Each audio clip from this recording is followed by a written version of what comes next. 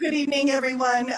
We, as you can see, have a very full house. We would ask that if you are standing to please find yourself a seat. If you cannot find a seat, we do have our conference room upstairs, 224, available. If you have not yet signed up but are intending on signing up to testify, please do so on the sign-up sheet at the back of the room. We will begin shortly, but first we're going to do a sound check, and we need to be able to hear the sound system as it's operating. So I'd ask for quiet in the room while we do the sound check, if that's okay. Mr. Bryson, can you check your microphone, please? Level. Everybody hear me okay?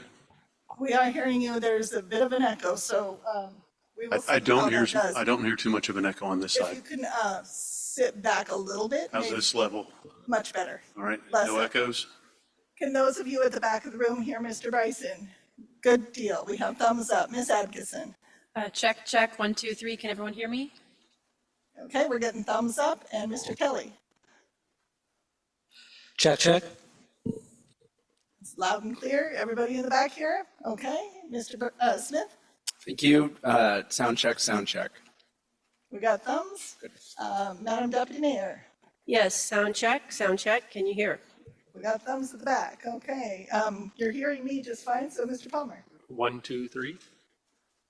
Thumbs? No thumbs? All thumbs. Okay. Ms. Kester? Testing, 1, 2, 3. Okay, got thumbs up. Mr. Farr? The sound is better if the fans are off. This is true. And online, we have Walaki Doc. Can you check your sound, please? Yes, can you hear me okay? Loud and clear, thank you. And Ms. Wall? Can you hear me? Yes, we sure can. And we do have individuals who are in the overflow room in 224. The sound is muted in that room. But if you can hear those of us in the assembly chambers, could you also please give your thumbs up?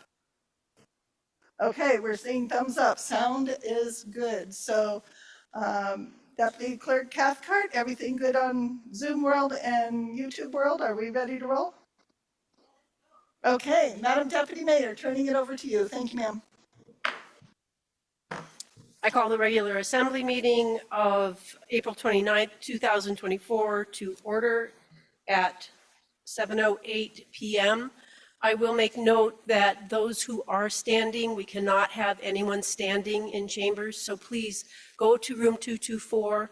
If you plan on testifying, we will call you down, and but we cannot have anybody standing in chambers. Thank you. Mr. Smith, will you please lead the flag salute? I pledge allegiance to the flag of the United States of America and to the republic for which it stands, one nation, under God, indivisible, with liberty and justice for all.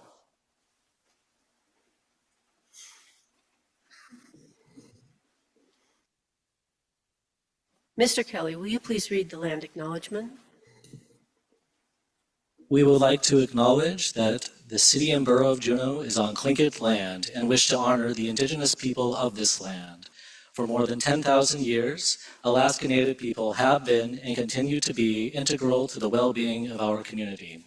We are grateful to be in this place, a part of this community, and to honor the culture, traditions, and resilience of the Tlingit people. Gunash Chish.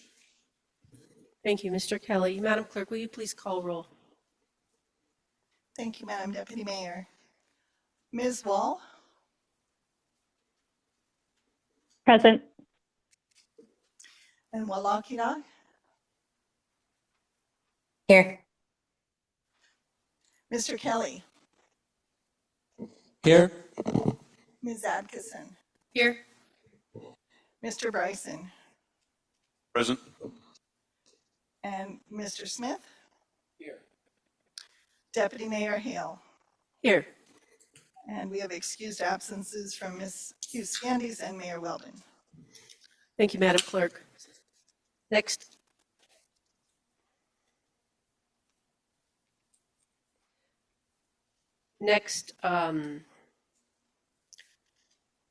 Agenda items is special order of business. Mr. Smith, will you please read the Public Service Recognition Week proclamation?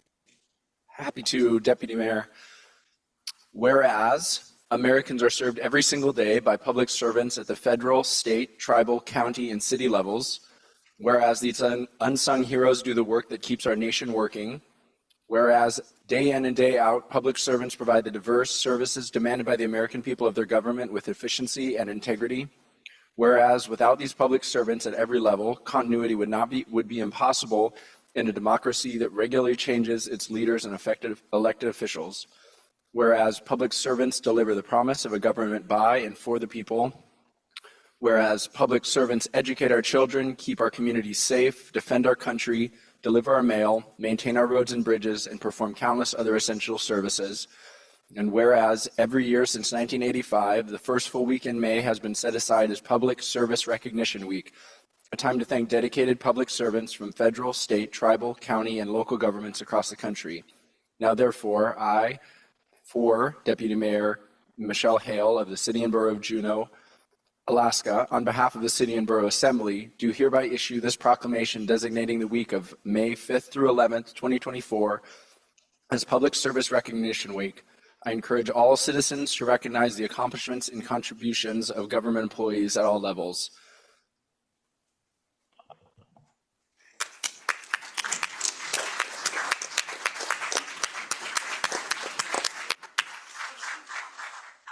Dedicated servant, public servant Manager Kester is receiving this on behalf of public employees. Thank you very much, Manager Kester, and thank you, Mr. Smith.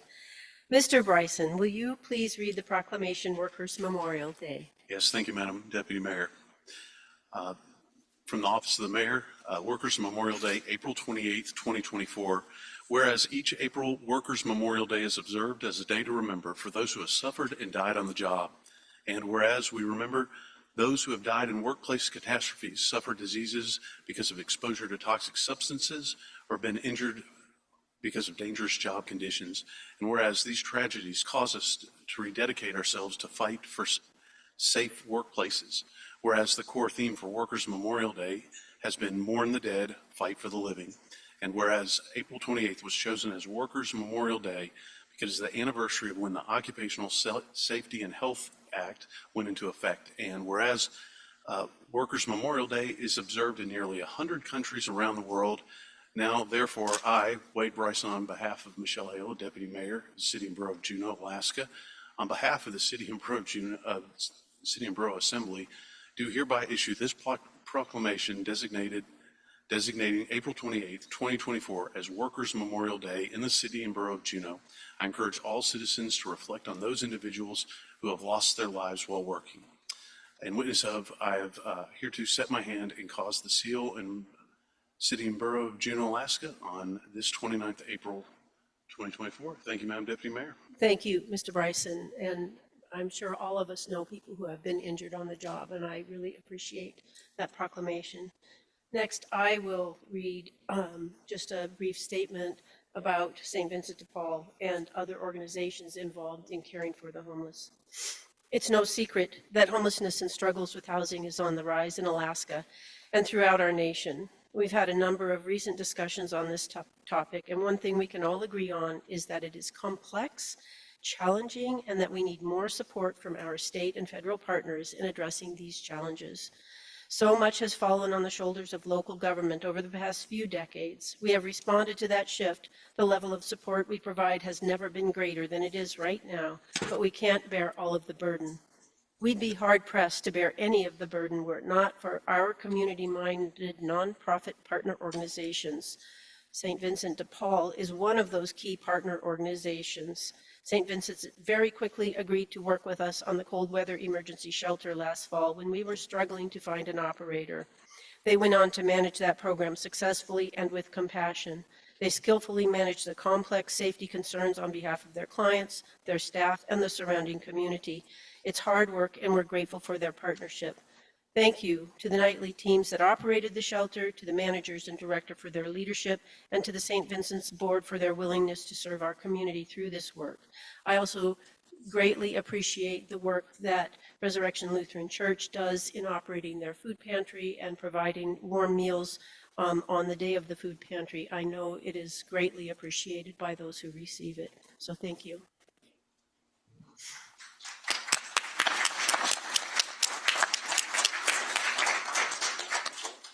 Ms. Atkinson, will you please approve minutes or move approval of minutes? Yes, Madam Mayor, I move the approval of the July 10th, 2023 regular assembly minutes and the March 6th, 2024 joint special assembly meeting with the airport board minutes and ask for. Seeing no objection, those minutes are approved. Madam Manager, do you have any requests for agenda changes? No changes, but I do want to just note that we will have an executive session at the end of this meeting. Thank you, Madam Manager. Are there any assembly changes? Mr. Kelly? This time, thank you. We'll take a 2-minute at ease. Thank you.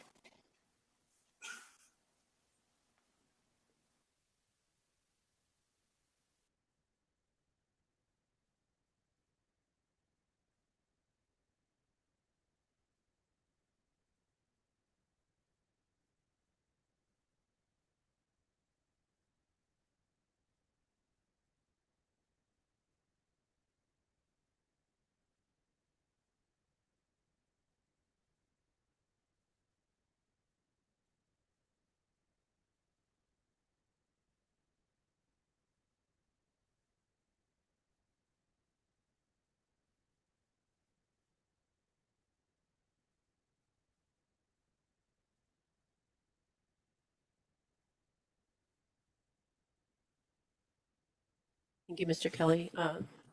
Madam, well, let me see, what's next? Public participation on non-agenda items.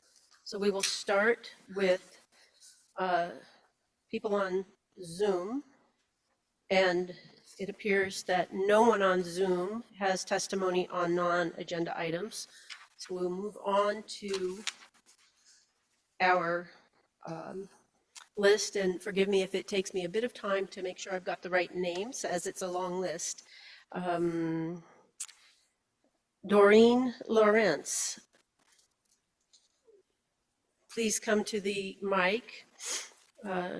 State your name and area of town you live in, and you will have 2 minutes. Oh, one moment, please.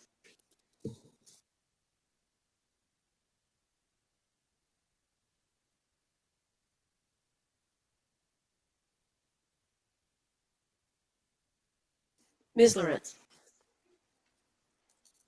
Doreen Lorenz, I live in the Valley, and I'm the president of the Juneau Pioneers of Alaska. Our First Lady of Juneau, Kitty, was a Tlingit from Hoona. It's been over 100 years, and still, no one at the CBJ has bothered to officially record what clan she had membership in. In 1880, Kitty married Juneau's founder, Richard, then known as Dick Harris. 1880. The very year that he and Juneau discovered and staked some of the richest placer mines in the Silver Bow Basin. The next year, the Harris newlyweds bought lots 1, 2, and 3 on Telephone Hill and built their family home. Lots 1, 2, and 3. The Harris family were amongst the first to ever build homes on Telephone Hill. Kitty had 4 children, half of which survived to adulthood, and Kitty herself died in February of 1893. Her husband never remarried. The Alaska Consortium Library holds the Harris family collection, and intimate letters offer insight into the household. Encouraged by his father to learn Tlingit and embrace his Tlingit heritage, William Harris was a nationally published cartoonist whose character drawings demonstrate early involvement in the Alaska Native Rights Movement. A Harris cartoon published in 1904 in the Salem Capital Journal is interpreted as saying, "Time is running out for the tribes of Alaska, Uncle Sam is beginning to carve up Alaska, and natives are feeling the effects of colonization." 1904. William inherited the Harris house. His little brother, Richard Harris, built his home at 335 Willoughby Avenue on a lot that is now the parking lot next to Bullwinkle's Pizza. The Harris family members, by all accounts, lived exemplary lives and raised family that stayed in Juneau. Fun fact pop quiz, does anyone know where the exact location of our founding founders' home is? Anyone? Telephone Hill. There is no... Excuse me. There will be no input from members of the audience. None. It is not appropriate in this setting. Thank you. Yes, ma'am. And that timer was your time, so please wrap up. Yes, ma'am. 2 sentences. There's no statue or interpreted signage, but symbolically it represents Juneau's founders setting an example by living peacefully with the Tlingit in an integrated household and respecting their cultures, with the rest of the pioneers choosing to build on Telephone Hill, knowing they had a Tlingit family in the heart of their small neighborhood. The residents of Telephone Hill have maintained this important space in a beautiful park-like setting as the vacant lots next to the Dixon House. Thank you. Are there any questions for Ms. Lorenz? Seeing no questions, next we have Bonnie Cheney. And excuse me for sounding so stern, we have a lot on our agenda and we have a lot of people to testify, and it helps the process immensely if we are quiet. And I know Ms. Lorenz was posing a question, so thank you. Ms. Cheney, please state your name and area of town you live in, and you have 2 minutes. Thank you. Bonnie Cheney, I live downtown. I'm just here to give a shout out to, I'm not sure who everybody was involved in the decision-making process, but Matt Creswell, I think the Harbor Board, we had fought an unusual vote and we needed a place to put it. And we got a really quick resolution to our issue. It wasn't really a problem. It's an amphibious boat. So we can drive it right out of the water, and we needed a place to put it at Statter Harbor. And we came up with a quick, very quick solution and a really easy solution. And I just want to say thank you, because it was quick and easy. Yes. And a lot of times people get up here and complain, and I'm not complaining. So anyway, if you want to see it, it's parked at Statter Harbor. Thank you, Ms. Cheney. Are there any questions for Ms. Cheney? Seeing no questions, thank you very much for that testimony. And next, we have Joshua Adams, followed by Carla Hart.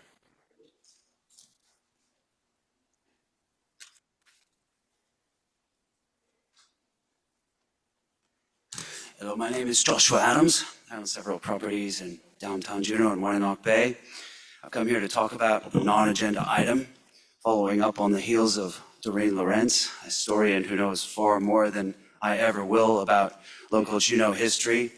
I actually wanted to make a comment and ask a question about something that Wade Bryson said in the last assembly meeting, referring to Telephone Hill as the worst aspect of our history.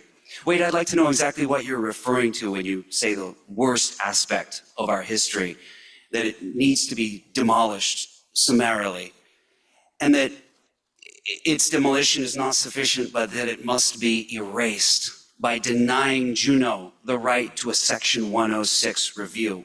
What exactly is it that you find so appalling about our history? I want to know why only one of you voted against the denial of the Section 106 review. Do you know what a Section 106 review means? That means that when you destroy our history, we at least get to remember it. You're denying us the remembrance of our history. And that is the most irrevocable type of destruction that Juneau can suffer. That means that 100 years from now, no one will remember what Alaska's first telephone company looked like. That's what that means, and you're denying us that. Worse yet, we as taxpayers, all of you, have paid for it with your hard-earned tax dollars, and they're raising our taxes this year. They don't want to go through with the Section 106 review that each and every one of you has already paid for. Why is that? What is it about our history that you hate so much that it has to be hidden, buried, erased, effaced?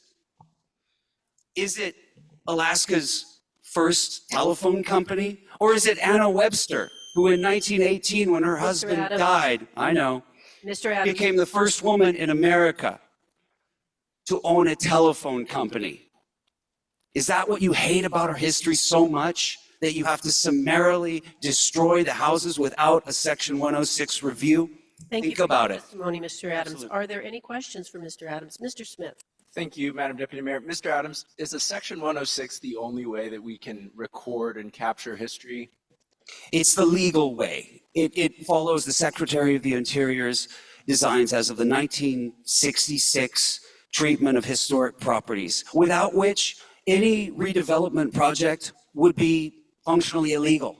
And it'll cause lots of problems, lots of legal problems for anyone who wishes to redevelop in the future. It's just common flat sense to do the Section 106 review. Thank you for asking, Greg Smith. Thank you, Mr. Adams. Are there further questions for Mr. Adams? Seeing no questions, thank you for your testimony. Carla Hart, followed by Michelle Elfers.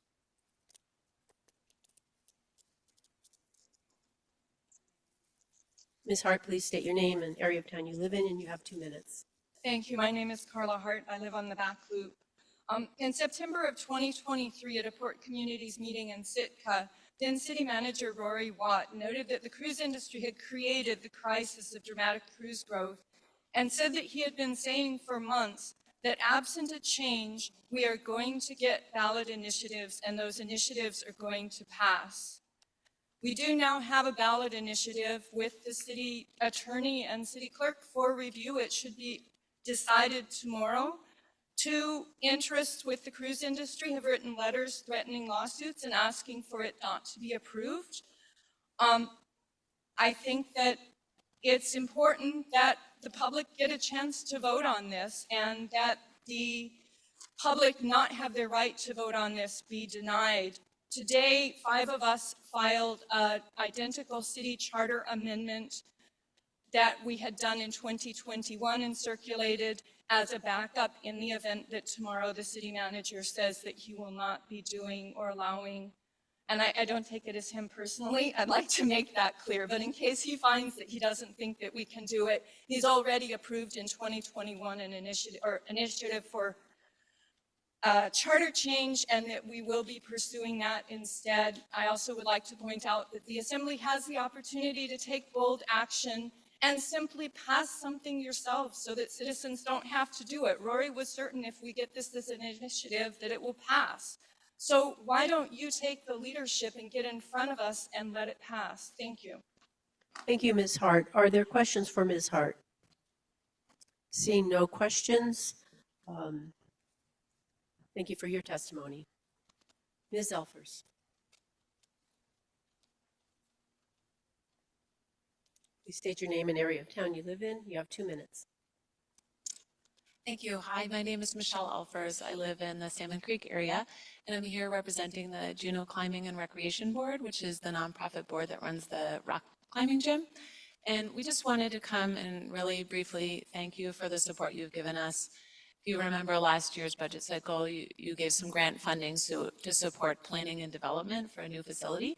We've been working hard at it. We don't want you to think because we haven't come back yet that we haven't, but we've done things like put out a public survey last fall. We've hired a consultant that's helping us with business strategizing, business plan, demographic analysis for the market. And we've also been working with a local civil engineer so that we can get really accurate costs for what it would, what it's going to cost to build a new facility. We're also working with a local real estate developer for help as well. And we are working with Juneau Community Foundation so that we can set up a project fund to do fundraising. So as we're starting to gel on what these costs for the new facility will be, then we'll really be able to kick off our fundraising. So we wanted to let you know, we didn't ask for any more funding this year, but we've been hard at work. And we're willing to come back if you'd like, maybe over the summer when things quiet down, if they ever do, to a subcommittee to give more information about the work we've been doing with the fund. So we just wanted to thank you. Thank you very much, Ms. Elfer. Are there any questions for Ms. Elfers? Mr. Smith. Madam Deputy Mayor, Ms. Elfers, good to see you. Has your group looked at possible Floyd Dryden or Marie Drake for the possible siting of the facility? We haven't. It's all just happened so suddenly and unexpectedly that we haven't. So thanks for bringing that up. We did talk with city staff about the Diamond Park area. So we have looked at, that is one avenue of, public-private partnership in Diamond Park, but we hadn't looked at Adair. So thanks for bringing that up. Thank you, Mr. Smith, and I believe I can't remember what we call it, but it's not really an RFP, but it's open until May 20th. Is that correct? Yes. So if you go on the website, we're seeking proposals from organizations through May 20th for those two facilities. Oh, thank you. I didn't know Yes, that. thank you. Thank you, Ms. Elfers. As far as I can tell from my agenda, there are no other non-agenda items. Some people had indicated non-agenda items, but indicated then a topic, for example, ceasefire. Those are on the agenda, so they're not non-agenda items. So we will move on to the consent agenda. Mr. Bryson. Thank you, Madam Deputy Mayor. I move that the Assembly adopt the consent agenda, and I ask for unanimous consent. First, I think I have to ask if there are any, I'm sorry, I did this a little out of order. Are there any public requests for consent agenda changes other than ordinances for introduction? Seeing none. Are there assembly requests for consent agenda changes? I see none. Mr. Bryson. Try it again. Sorry about that. Madam Deputy Mayor, I move that the Assembly adopt the consent agenda, and I ask for unanimous consent. See no objections, so the consent agenda is adopted. Moving on to public hearing. What I will do with the 4 budget ordinances is we will introduce all 4 of those ordinances together, and then people can testify on those ordinances. I have you indicated where you want to testify. So we'll just go through all of them together rather than one by one. Madam Manager.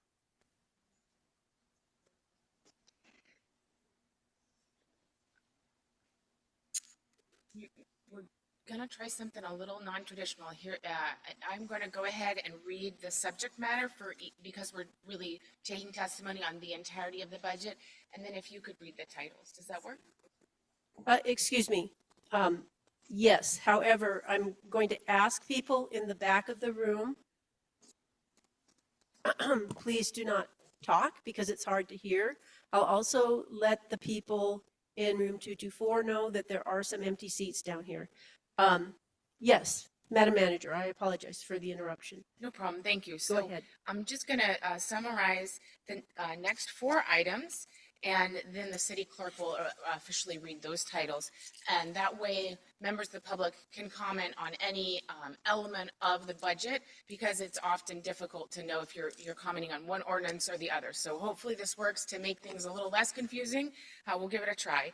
So the first ordinance establishes the mill rate for calendar year 2025. I'm sorry, for fiscal year 2025.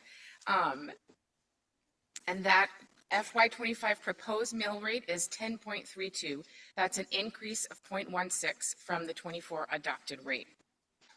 The second ordinance appropriates funds for the city and borough operations. It appropriates $521 million for our FY25 operating budget. This supports operations, debt service, and capital projects. By charter, a public hearing is required by May 1st for the manager's budget, and it's required by charter that we adopt this by June 15th.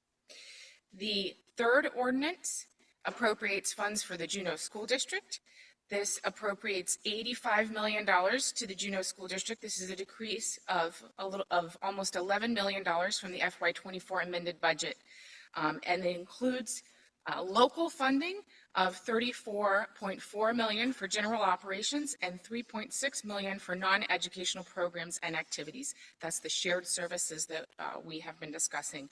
Again, charter requires that we hold a public hearing within 30 days, and so that is the timing of this public hearing. The fourth resolution adopts the capital improvement project priorities for fiscal year 2025. So this adopts the capital budget for the city and borough of Juneau. It also outlines a fiscal plan for capital projects from 2025 to 2030. The Public Works and Facilities Committee reviewed this, the CIP, at the March 11th meeting. And all of these ordinances are undergoing review by the Systemic Racism Review Committee as part of their charge. So they are part of the ongoing review at that committee. Also, after this public hearing, it's my recommendation and procedurally, these ordinances get referred to the Finance Committee. So you will hear the motion be to refer them to the Finance Committee. And in the Finance Committee, over the next few weeks, Assembly will be making amendments to these 4 ordinances and hearing them in great detail. And then they will come back to the body for another public hearing for the public to make a comment on the changes that the Assembly has made before adoption. And that public hearing is, I believe, on June 6th. I don't think it's on this, but it's scheduled for June 6th. So that is my attempt at summarizing these 4 ordinances in plain English instead of reading every detail of the MR to you. Thank you, Madam Manager. That was excellent. I do have a quick question for Mr. Attorney, so I will turn my mic off and pop over and ask him that question. I will also point out to those in the back of the room, you may think you're quiet. You're not. So I would really appreciate if people would not talk. Thank you.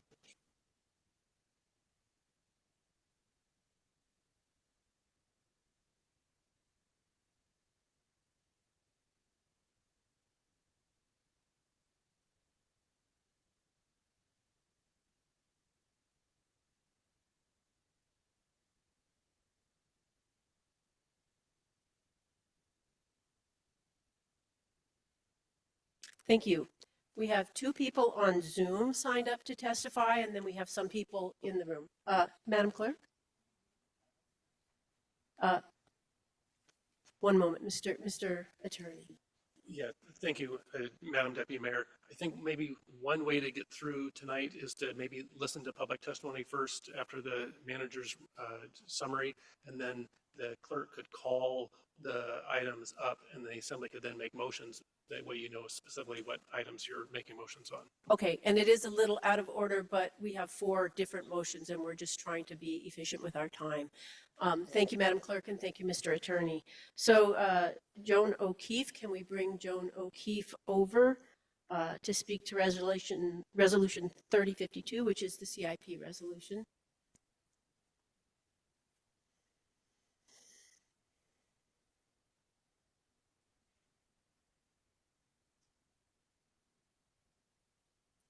Thank you, Ms. O'Keefe. Can you say something so we know we can hear you? Yes, can you hear me? Yes, we can hear you. Thank you for joining us, Ms. O'Keefe. Please state your name and area of town you live in, and you have 2 minutes. Thank you. My name is Joan O'Keefe, and I'm the Executive Director at Southeast Alaska Independent Living, or SAIL, and I live in Douglas. And thank you for this opportunity to speak. SAIL has been advocating for an elevator in the Diamond Park Fieldhouse for more than a decade, as there is no accessible route to CBJ's only indoor track. Consequently, many of our citizens cannot access the track, while others risk the stairs when it is not safe for them to do so. The FY25 Capital Improvement Plan does not include any funding for this project. Rather, the Diamond Park Fieldhouse elevator is listed as unscheduled funding. Now that CBJ owns both the land and the building, there's no question where the responsibility lies for making the facility ADA compliant, and that's squarely on the shoulders of the CBJ. Technically, 2 platform lifts would check the box for ADA compliance. An elevator versus 2 platform lifts has been exhaustively debated. For a multitude of reasons, 2 platform lifts will be a waste of money, in my opinion. That's why SAIL, the Parks and Rec Advisory Committee, the Parks and Rec Director and Deputy Director, and the CBJ Public Works and Facilities Committee all have recommended an elevator. Last fiscal year, the Assembly appropriated $150,000 towards this project. According to Parks and Rec Director George Schaaf, $141,000 of that dollars remains, leaving a balance needed to realize an elevator of $859,000. I've heard mention the possibility of adding an elevator funding into a larger pot of projects and putting it to the voters in the fall as a bond initiative.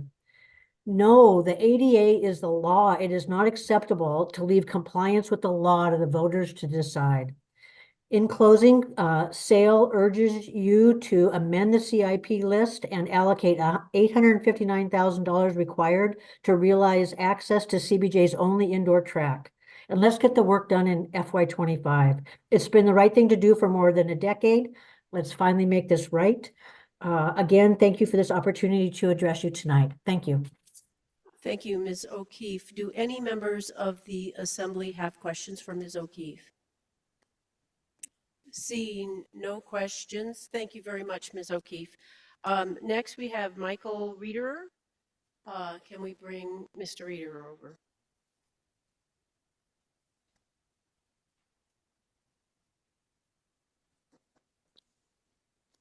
Mr. Reederer, if you could please raise your, perfect, thank you. Thank you, Mr. Reederer. Can you do a sound check so we can make sure we can hear you? Yeah. Thank you. Can you hear me? Please state your name and area of town you live in, and you have 2 minutes. My name is Michael Reederer. I live out North Douglas. I want to speak on the Title 49 rewrite allocation within the CIP budget. Thank you, Deputy Mayor and Assembly members. I offer my condolences to the mayor's family, hoping they find support during this difficult time. I want to begin by acknowledging the traditional Tlingit inhabitants of this land. Our shared vision for this land should unite Southeast Alaska, connecting our community with the land, seas, and nature around us, for the city as a hub for the region. I appreciate the Assembly's work on Title 49, but I'm concerned about the $3 million allocated for its rewrite. Juneau's diverse property types and uses require a flexible code that addresses issues individually. An overhaul risks unintended consequences, disrupting the community's fabric and creating uncertainty for sustainable development. Instead of focusing on a rewrite, let's address immediate needs. Property disposals like the recent Peterson Hill disposal to Tlingit-Haida Regional Housing Authority could proceed, and additional disposals could go out to similar housing authorities. Short-term rentals can be addressed on their own, and amendments to Title 49 and new sections can be provided as needed. Let me remind the Assembly, there's already a progressive tax on short-term rentals, the 9% hotel tax. I think the money could be better used for essential services like schools and public pools, increasing the pool hours, and addressing this. In conclusion, we need to wait for the Title 49 rewrite until we have a clearer picture of how this money is going to be used. Thank you. Thank you, Mr. Reederer. Are there questions from Assembly members? Mr. Bryson. Thank you, Madam Deputy Mayor. Yeah, sorry about that. Mr. Reederer, thank you for coming this evening. You're talking about making amendments to Title 49. Have you participated or watched any of the Planning Commission Title 49 subcommittee where they tried to take Title 49 apart, tried to fix Title 49 through amendments? That's kind of where we're at right now. Did you participate or watch any of that stuff? Mr. Reederer. I have not participated. I did send a message asking why all the present meetings for the Title 49 committee have been canceled this year. I understand it's a piecemeal document, and I understand it probably needs to be summarized in some way, but it's not clear to me why or what the plan is for its rewrite. Thank you, Mr. Reederer. Are there further questions for Mr. Reederer? Thank you very much for your testimony. Is there additional testimony on any of the 4 budget amendments? I see none on the sign-up sheets. Please come to the front of the room. Yes, please come to the, and I apologize if I missed you. Please come to the front of the room and state your name and area of town you live in, and you have 2 minutes.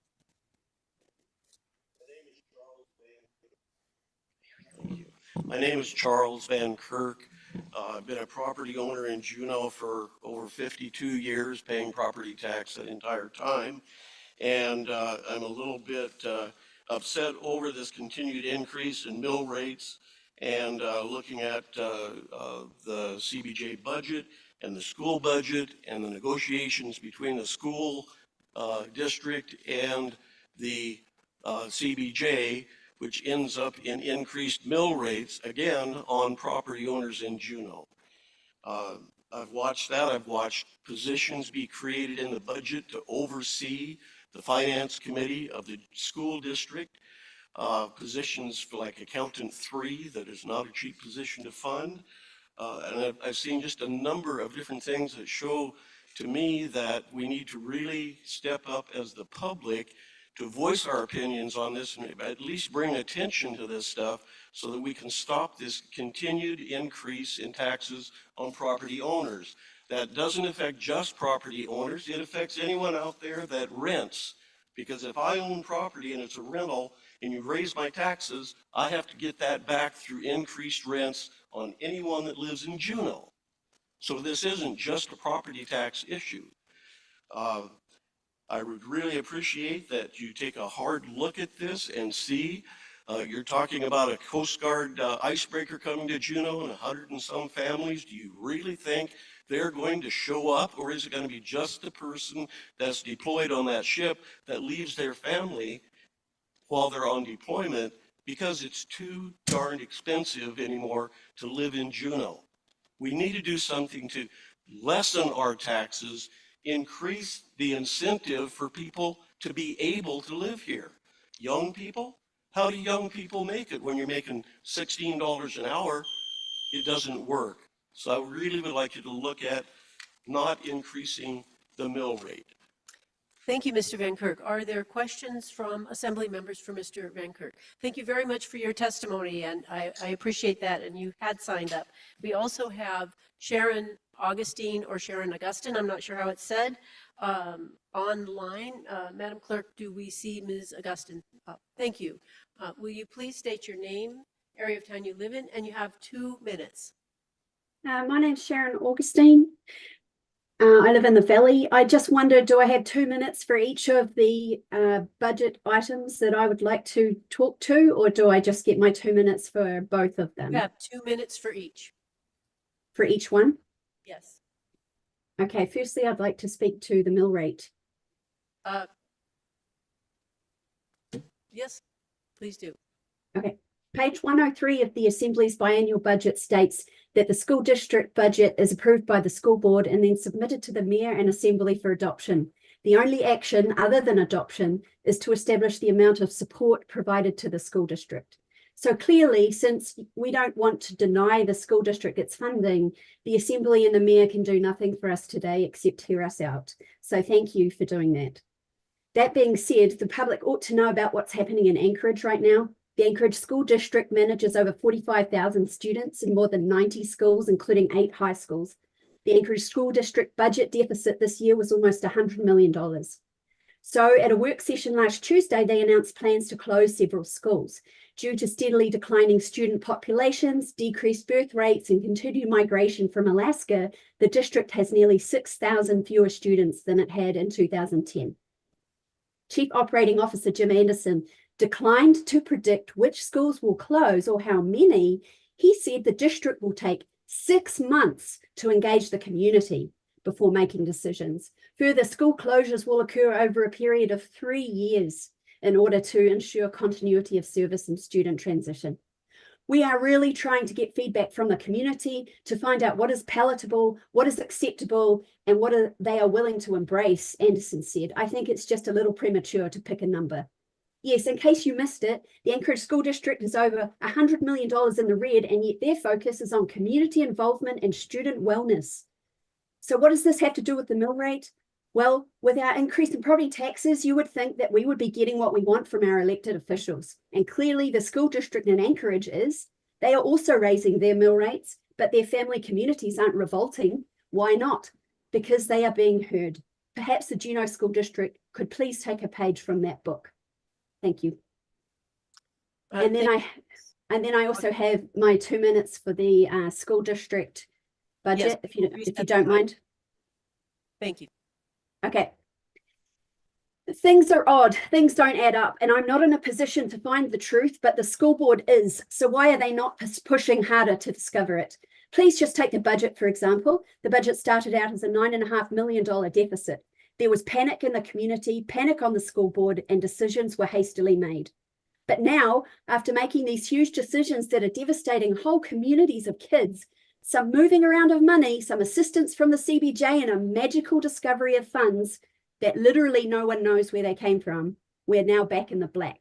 Not only are we in the black, but with the increase in the BSA this year, we have a budget surplus for the next 2 years at least. Yes, all that panic was for nothing. All this broiling in the community is totally unnecessary. And yet this magical discovery of funds has just been accepted and we're all just moving on. The superintendent states that in order to balance the budget, steps were needed to reduce expenses, and therefore it's because of those steps that we're back in the black. If we hadn't taken those steps, we would not have a balanced budget. And that is partially correct. Without the cruel and sneaky tactics to drag out teachers' layoff notices, causing dozens of staff to resign, those resignations, together with the hiring freeze, have resulted in a $3 million budget bump, which the superintendent is happy to take credit for. So now we're back in the black. Why is the board not taking a pause on this whole consolidation? We understand that quick decisions had to be made at the time, but now that the panic has dissipated and we have a breather because we don't have a deficit now, we have a surplus, why can we not push pause and examine all our options? The decision to consolidate our schools is going to affect every single child in town, and it's so unnecessary. Why won't the superintendent listen to the community and present the information they want to see? Why does he only present the same old one-sided information at every meeting? Even though you, the assembly, don't have any power over the school board, you do need to understand the situation, and maybe you can encourage the school board in some way to provide the community with the information it wants to see. Thank you. Thank you. Are there any questions? Mr. Smith?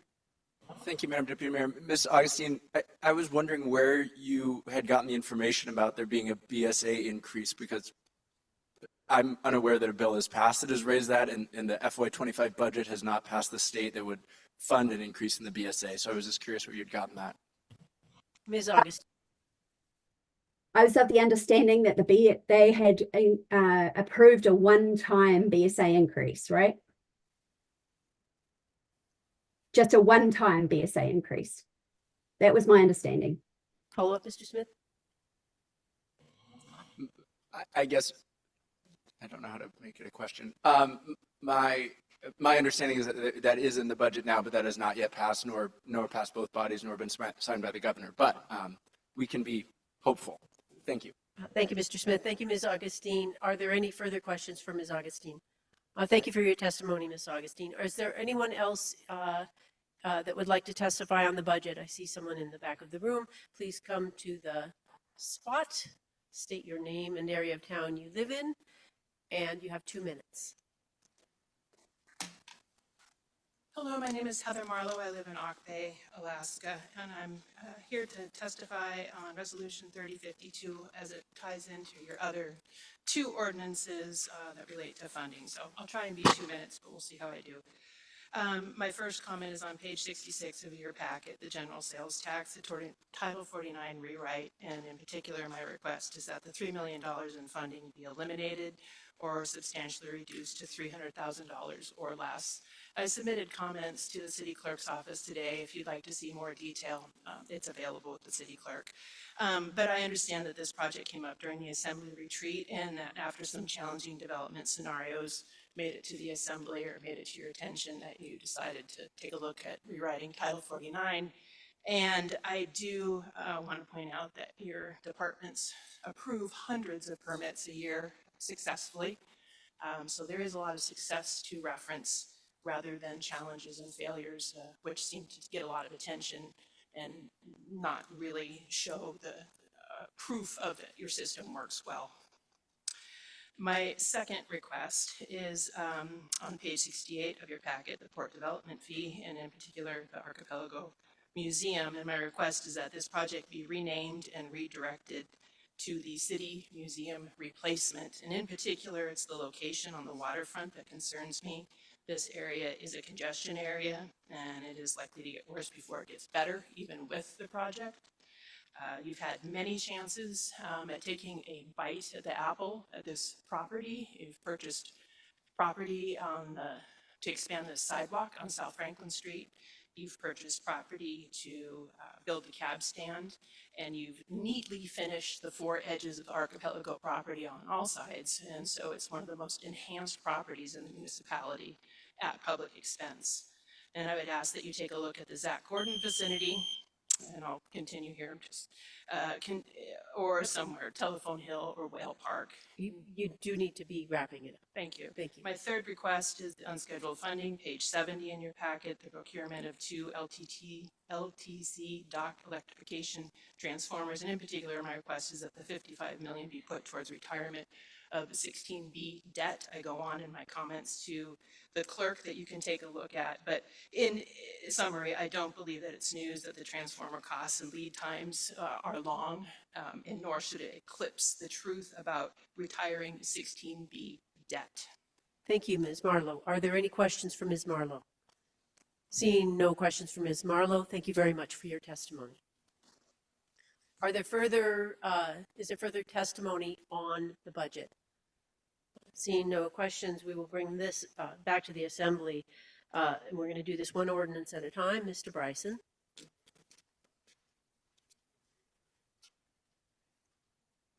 Excuse me, Madam Clerk. Thank you, Madam Deputy Mayor. So we're starting with the first ordinance and then taking a motion. Is that my understanding? Am I understanding? That's correct. Okay. So for ordinance 2024-03, an ordinance establishing the rate of levy for property taxes for calendar year 2024 based upon the proposed budget for fiscal year 2025. Thank you, Madam Clerk. Mr. Bryson. Thank you, Madam Deputy Mayor. I move the Assembly adopt ordinance 2024-03, an ordinance establishing the rate of levy for property taxes for the calendar year 24 based on the proposed budget for fiscal year 25, and I ask for unanimous consent. Are there any objections? Ms. Atkinson. I believe that we're referring these back to the Assembly Finance Committee for further review, not adopting. Thank you. That's what I meant to Ms. say. Atkinson, that is brilliant. Thank you. Mr. Bryson, would you like to change your motion? Yeah, I was just going to skip this whole finance season thing. Thank you, Madam Deputy Mayor, and thank you, Ms. Atkinson. I move that the Assembly refer this ordinance back to the Assembly Finance Committee for further review and ask for unanimous consent on And that. by this ordinance, you mean the ordinance 2024-03. Yes, ma'am. Are there any objections? Seeing no objections, that ordinance 2024-03 will go back to the Finance Committee. Madam Clerk, item number 15. Thank you, Madam Deputy Mayor. This is ordinance 2024-01, an ordinance appropriating funds from the Treasury for fiscal year 25, city and borough operations. Ms. Atkinson. Thank you, Madam Mayor. I move that we refer ordinance 2024-01 back to the Assembly Finance Committee for further review and ask for unanimous consent. Are there any objections? Seeing no objections, we will move on. That will go to Finance Committee. Madam Clerk, item number 16.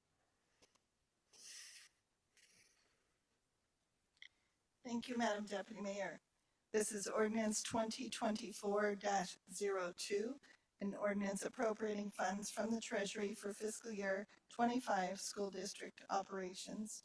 And just a note that there is a different manager's recommendation at the bottom there. Very good. Thank you very much, Madam Clerk. Mr. Kelly. Thank you. I move that the Assembly hold the charter required public hearing for ordinance 2024-02, followed by a motion to set the minimum local funding to be provided to the school district, and then referral of the ordinance back to the Assembly Finance Committee for additional review, and ask for unanimous consent. And thank you, Mr. Kelly, and we have just held that public hearing, so thank you very much for that motion. Are there any objections to that motion? Ms. Wall? Thank you, Madam Deputy Mayor. Just curious what this motion would do. It's a confusing motion, so maybe some clarity on what action we're taking right now if this passes. Mr. Attorney, can you answer that? Oh, Madam Manager, can you answer that question? Thank you. Yes, we are required to state the amount of minimum local funding, and that local funding in this ordinance is $34,432,000. So that's. And we may increase that amount of funding at a later point, but this is the minimum amount of funding. Ms. Wall, does that answer your question? It does. Thank you. Do you maintain your objection? No. I do not. Any other objections to that motion? Thank you. Motion ordinance 2024-02 has the minimum local funding set, and it is referred back to the Assembly Finance Committee. Madam Clerk, item number 17. Thank you, Madam Deputy Mayor. This is Resolution 3052, a resolution adopting the City and Borough Capital Improvement Program for fiscal years 2025 through 2030, and establishing the capital improvement project priorities for fiscal year 2025. Thank you, Madam Clerk. Mr. Smith. Thank you, Madam Deputy Mayor. I move that the Assembly refer Resolution 3052 back to the Assembly Finance Committee for further review, and I ask for unanimous consent. Are there any objections? Seeing no objections, Resolution 3052 is referred back to the Assembly Finance Committee. We will take a break. At this point, we will return at 8:07.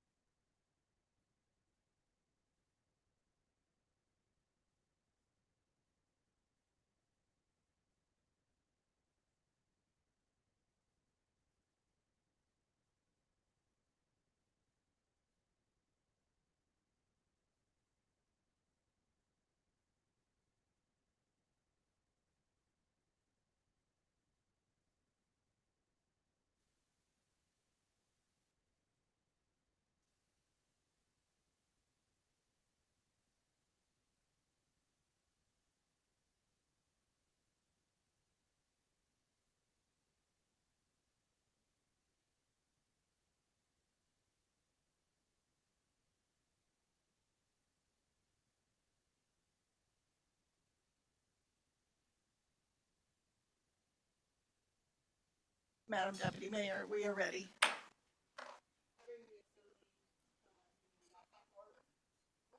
I bring the assembly meeting back to order at 8:12. And we will move on to item number 18 on the agenda. Madam Clerk. Thank you, Madam Deputy Mayor. This is ordinance 2024-04, an ordinance establishing duties of the Tourism Office. Thank you, Madam Clerk. Madam Manager. This ordinance establishes the CBJ Tourism Office and allows the manager to assign the Visitor Industry Director as the project manager or co-project manager for projects with a substantial relationship to tourism. Duties include centralized tourism policy and management, coordination of community planning and projects related to tourism, public relations related to the visitor industry, including contract management and cruise ship schedule coordination, and other duties as assigned by the manager. The Systemic Racism Review Committee reviewed this ordinance at its April 2nd, 2024 meeting. An amendment is included in your packet to change the name of the tourism manager to the visitor industry director. I recommend the Assembly amend the ordinance and then adopt the ordinance. Thank you, Madam Manager. We have members of the public that are who are signed up to testify on this ordinance. We'll start with Mr. Tabor, followed by Ms. Hart. Deputy Mayor Hale, while he's getting ready, I would just note that you do have Mike Satry, the Eagle Crest Board President, is on Zoom with his hand raised, so he may be able to want to speak at this at some point as well. Thank you, Madam Deputy Clerk.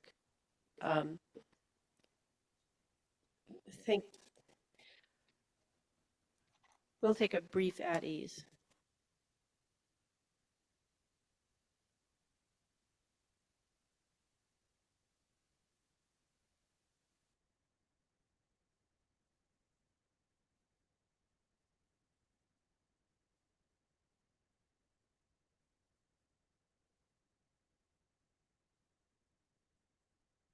Confused. Mr. Tabor.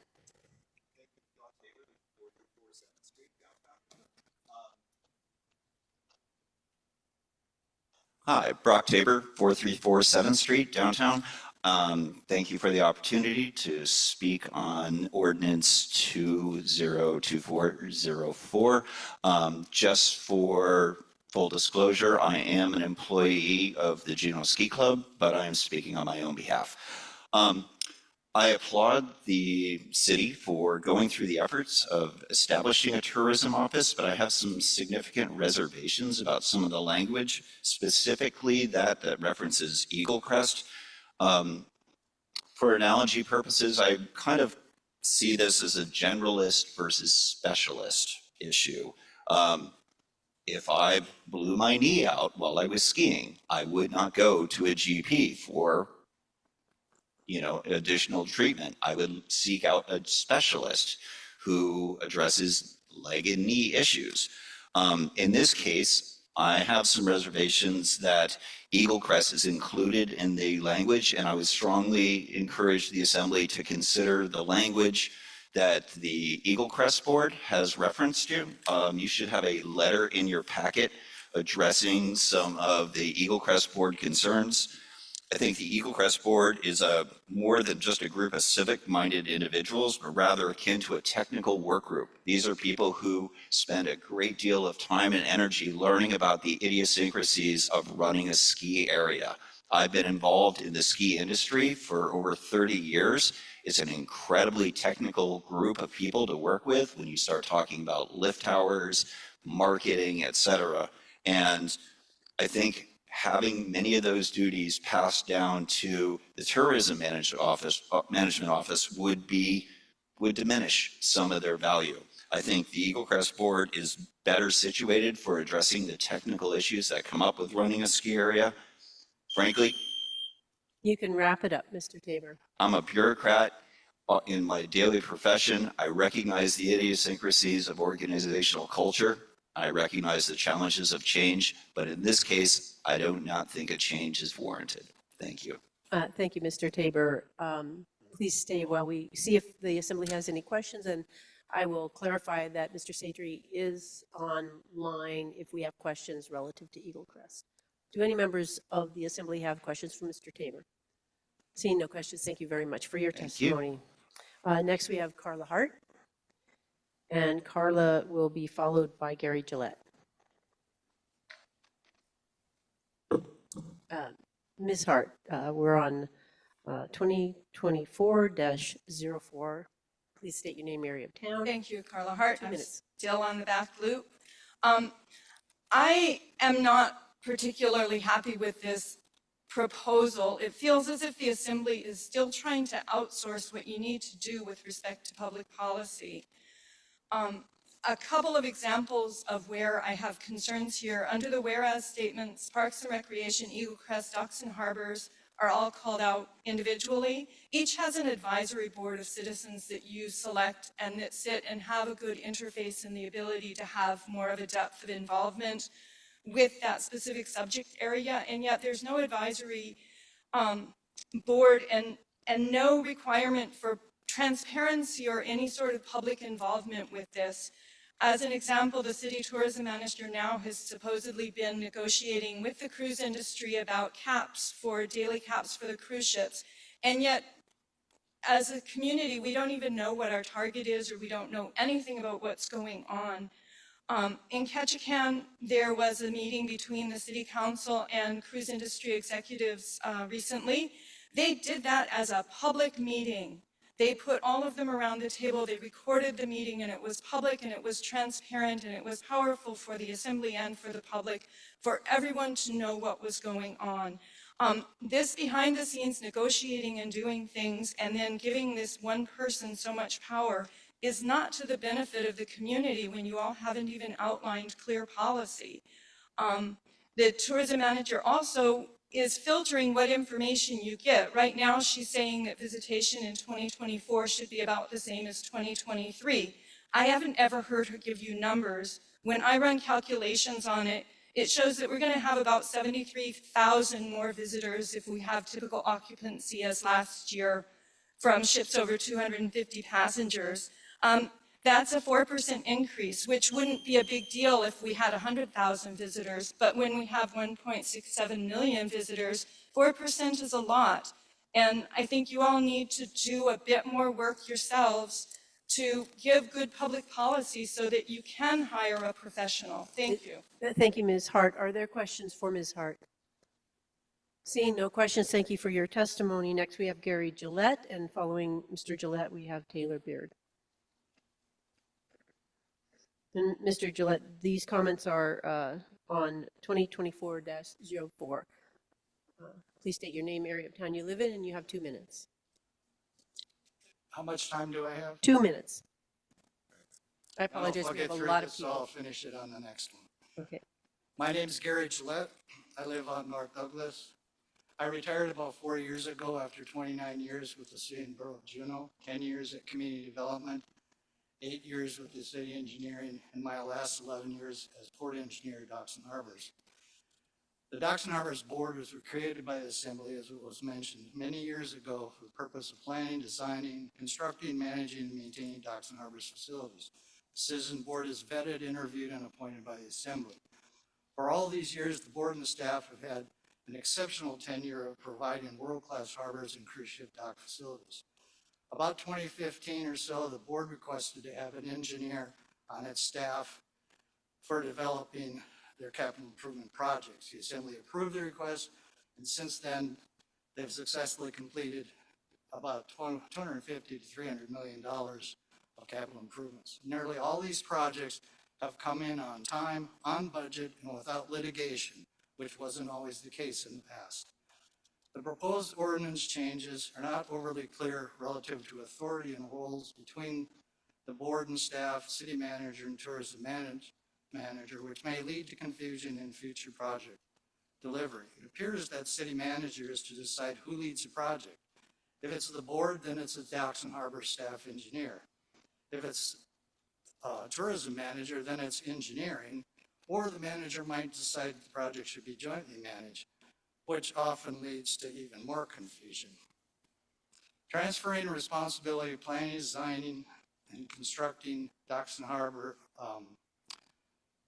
transferring that responsibility out of Docks and Harbors is a step backwards, especially since they've had years of experience providing excellent project delivery.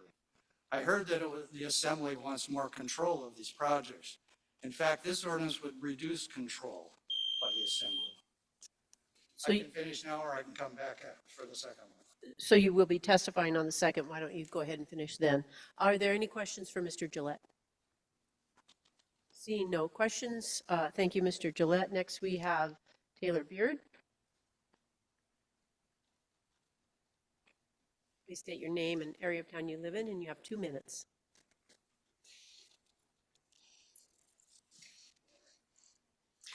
My name is Taylor Beard. I live in the Valley. I am here representing the Juneau Ski Club. Mayor Weldon and the members of the Assembly, the Juneau Ski Club Board of Directors would like to take this moment to convey our thoughts regarding the proposed ordinance 2024-04, an ordinance establishing duties of the Tourism Office. We are aware of the need to keep up with the changing landscape of tourism, namely the cruise ship industry, within Juneau. Yet, having noted that, we support the opinion of the Eagle Crest Board of Directors that the ski area should be removed entirely from this ordinance. Consider a Venn diagram of the operational issues of a ski area as opposed to those of a cruise ship dock. Likely the only overlap would be requires funding, since their differences are drastic. Given that, it seems premature to take governance of Eagle Crest away from a group appointed by this Assembly with the expertise and investment in running the ski area well, and give it over to someone who may or may not be particularly adroit in the daily needs of this highly specific enterprise. The ordinance states department directors or designees, including enterprise departments, are expected to take direction from the tourism office when a project, change in operation, change in policy, or similar action would likely alter or impact tourism management. This verbiage dictates that a vast majority of decisions would then require approval of the tourism manager, who may not appreciate the exigency enough to make a sound choice. With this ordinance, every decision is a potentially cumbrous process of proving the requisite instead of having the latitude to easily determine, yes, this is necessary. Considering that many daily operational hurdles relate to safety and would, quote, alter or impact tourism, this is deeply alarming. For instance, shutting down the gondola due to high winds is a safety-related decision that also alters tourism. For the ordinance to work well as it's currently written, CBJ would need to hire a tourism manager with prior experience running a ski resort and a cruise ship dock. It's doubtful that a combination of these elements exist anywhere but in Juneau. Ms. Beard, can you be wrapping it up now? I have 2 sentences. If you cannot remove Eagle Crest from this ordinance, we respectfully urge you to include the amendments as outlined and proposed by the Eagle Crest Board of Directors. Once again, we oppose this ordinance as it's currently written, since it fails to take due consideration of the many aspects involved in operating Eagle Crest Ski Area. Thank you for your time and consideration on this subject. Thank you very much, Ms. Beard. Are there questions for Ms. Beard? Seeing no questions, those are all the people that I have signed up to testify on ordinance 2024-4. Is there anyone else in the audience that would like to testify on this ordinance? Okay, we'll bring that back to the Assembly. Wahalgadak.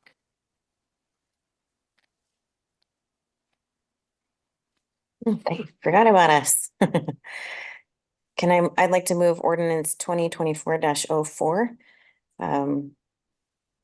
Do I need to make the amendment now? Or do I move the motion?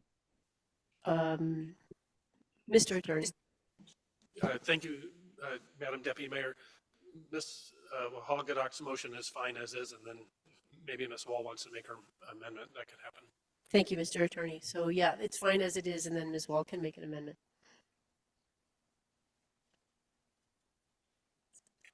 And do you ask for? Would you like that? Yes, I ask for unanimous consent. Ms. Wall. Thanks. I'll object to make an amendment. You'll see the amendment on page 74 of your packet. would be amendment number 1, which would essentially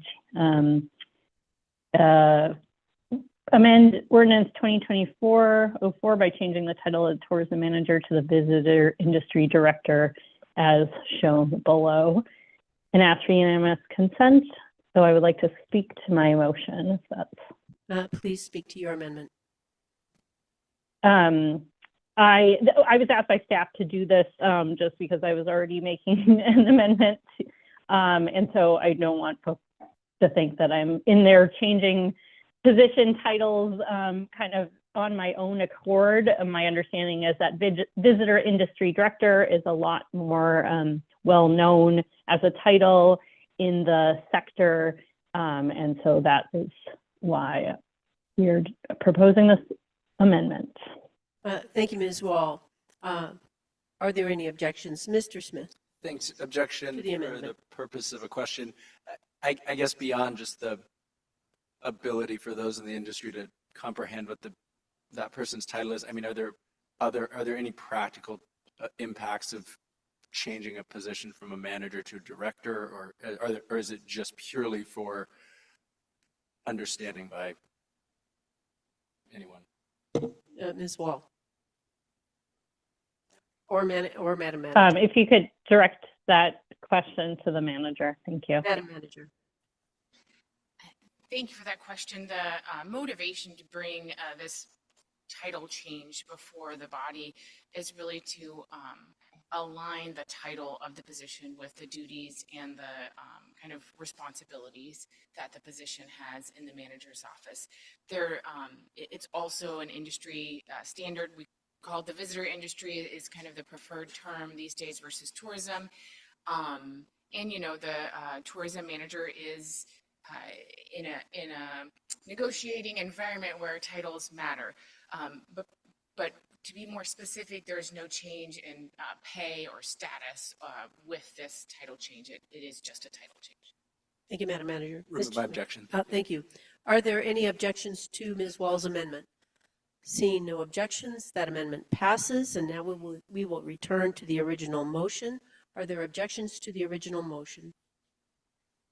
Seeing no objections, ordinance 2024-04 passes.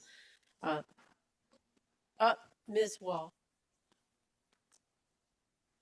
Madam Deputy Mayor, would you mind if I object for a comment just to, given the amount of comments we've received on this?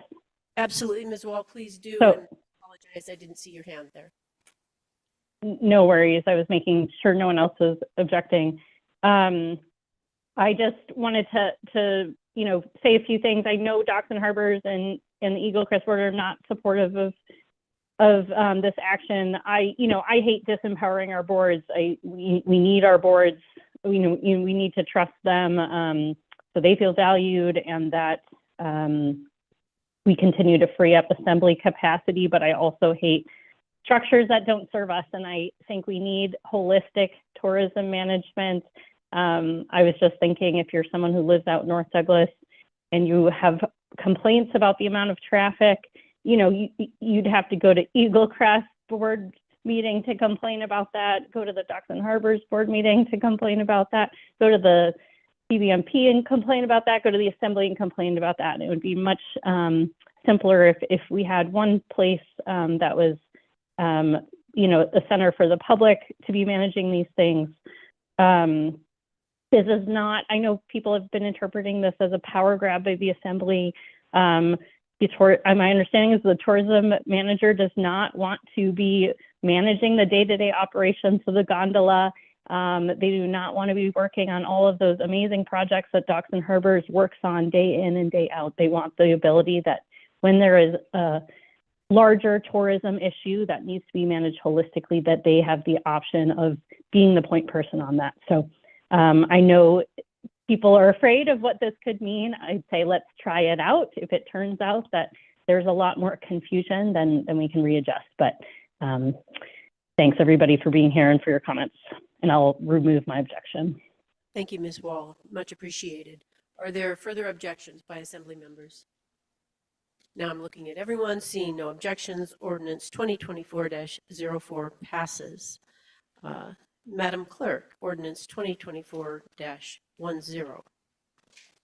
Thank you, Madam Deputy Mayor. Ordinance 2024-10 is an ordinance amending Chapter 85.02, related to the Docks and Harbors Board roles related to tourism. Thank you, Madam Clerk. Madam Manager. The Assembly has funded a visitor industry director position since 2021 who works for the city manager. This ordinance would clarify the Docks and Harbors Board duties related to tourism management.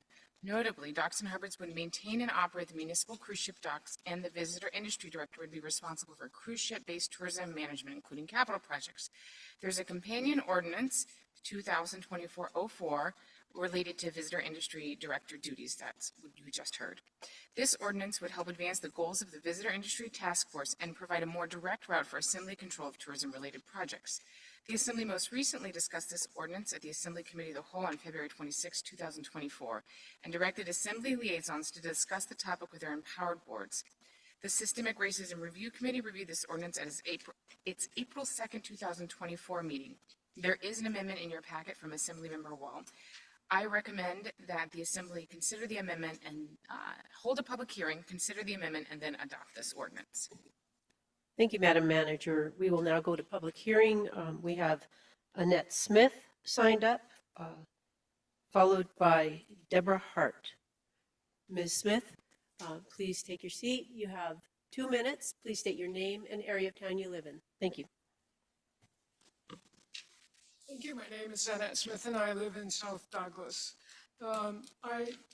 I hope each of you got a copy of the letter that I wrote, and I just want to address it. I'm asking that you remove and revise the changes that are proposed to 850260, the general powers subsection 1. And here are my reasons. The proposed change that removes the words port and effectively makes the Docks and Harbors Board the Harbor Board. It removes operation, development, and marketing from the board. By reading further in the changes to subsection 1, the words are added, the board shall additionally be responsible for the day-to-day operation and maintenance of the municipal cruise ship docks, but not for rate setting, et cetera, et cetera. These two changes are contradictory. In one hand, you are removing the operation and development of the docks, and in the next sentence, you're returning it, sort of. So I think what you're trying to do is to make it clear that the Docks and Harbor Board is responsible for the maintenance, upgrades, and developments of the docks, but not marketing, not scheduling, and certainly not policy setting of issues that affect the cruise ship and tourism industry. So I suggest these changes. Change that paragraph to read, be responsible for the operation and development of municipally owned and operated port and harbors, including such facilities as boat harbors, docks, ferry terminals, boat launching ramps, and related facilities, except as designated by the Assembly resolution, and then delete the rest of the changes. This change will make it clear that Docks and Harbors Board is responsible for the operation and development of the docks, but not marketing or policy involving the cruise industry. And I had one more change. Can you wrap it up really quickly, please? I can. The second change that I propose is that for rate setting, Docks and Harbor Board will set the base rate for dock usage and will work with a tourism manager and Assembly to apply any increases desired to that rate. And there's a discussion in my letter that you should have received. Thank you very much, Ms. Smith, for your testimony. Are there any questions for Ms. Smith? Mr. Smith? Thank you, Madam Deputy Mayor. Ms. Smith, thank you for your service on Docks and Harbors Board. Just so I'm clear, these are your personal requests. These are not requests from the board as a whole. Right. These are my personal, I'm involved with the Docks and Harbors now, but I was also on the Harbor Board back in the 80s for about 10 years. So I followed what we do for a long time. Thank you. Thank you. Are there further questions for Ms. Smith? Seeing no questions, thank you very much for your testimony. We will now hear from Deborah Hart, followed by Carla Hart. Ms. Hart. Great. All right. Good evening. Thank you. My name is Deborah Hart. I live in South Douglas, and I am in my second year of my 3-year term on the Docks and Harbors Board. This has been my first time around. I've been learning a lot and really have appreciated the experience. And I work with a wonderful team, and I can't say enough about our port director. I'm here two capacities. One, I want to share just the beginning of a letter that the Docks and Harbors the board had recommended be sent to you all, and I'll just read the first part of it. So the Docks and Harbors Board has spent a multitude of meetings and extensive discussions anticipating how the proposed changes to Title 85 may affect our community port and harbors. The Docks and Harbors Board is charged under your appointment to represent the Juneau boating and waterfront users. In short, we reject these proposed changes as not being in the best interest of the city and borough of Juneau. And this is collectively how we as the entire board feel. Personally, I just want to ask the Assembly to just take a pause. I think that the intentions that you have are good, and there's really important things that could come from this, really supporting the tourism manager and building collaboration among more departments than just the Docks and Harbors. But I think that you're rushing to change some administrative language that is going to have some pretty, I think, negative unintended consequences. And I think Assemblymember Wohl spoke to them. You know, you've got this empowered boards. We're in the weeds. We're providing the community with an opportunity to come face to face and discuss waterfront issues. And we're serving at the will of the Assembly. So all the tools are in the toolbox. And I think what you guys are doing with the changes is actually going to have major inconsistencies, and you are going to experience problems, and more than likely you're going to have bring it back again. And I'll just wrap up by saying I think that it would be really prudent, just take it back to the drawing board one more time. Docks and Harbors wants to participate, and we want to see you have a successful outcome. Thank you, Ms. Hart. I see that Ms. Wall has her hand raised. Ms. Wall. Thank you. Thank you, Ms. Hart, and thank you, Ms. Deputy Mayor. Can you give an example of one of the intended consequences that that the board has discussed that they're concerned about based on your understanding of these changes? Absolutely. I don't know if you guys have received this frequently asked questions. We've got 4 pages of inconsistencies that were produced. We've been writing letters to the board or to the Assembly to try to better understand the intention of the Title 85. And so there's a multitude here. Just to give an example. So in essence, with the changes that are recommended, it will be removing the responsibilities for the cruise ship docks, but then at the same time, it requires that our Docks and Harbor staff maintain the small cruise harbors. So it removes the larger cruise docks from our purview, but it retains the small docks. But that's not part of the language that's being, when you read the language, it's a direct inconsistency. So that's one, but there's 4 pages here if you want me to continue. This is one reason I strongly recommend we just take it back to the drawing board one more time. We've got some really good information here that I think we could work through this and come up with some better language. Thank you. Are there further questions for Ms. Hart? Thank you, Ms. Hart, for your testimony. Moving on to Carla Hart and followed. Okay, thank you, Ms. Hart. Moving on to Mark Ridgway, followed by Gary Gillette.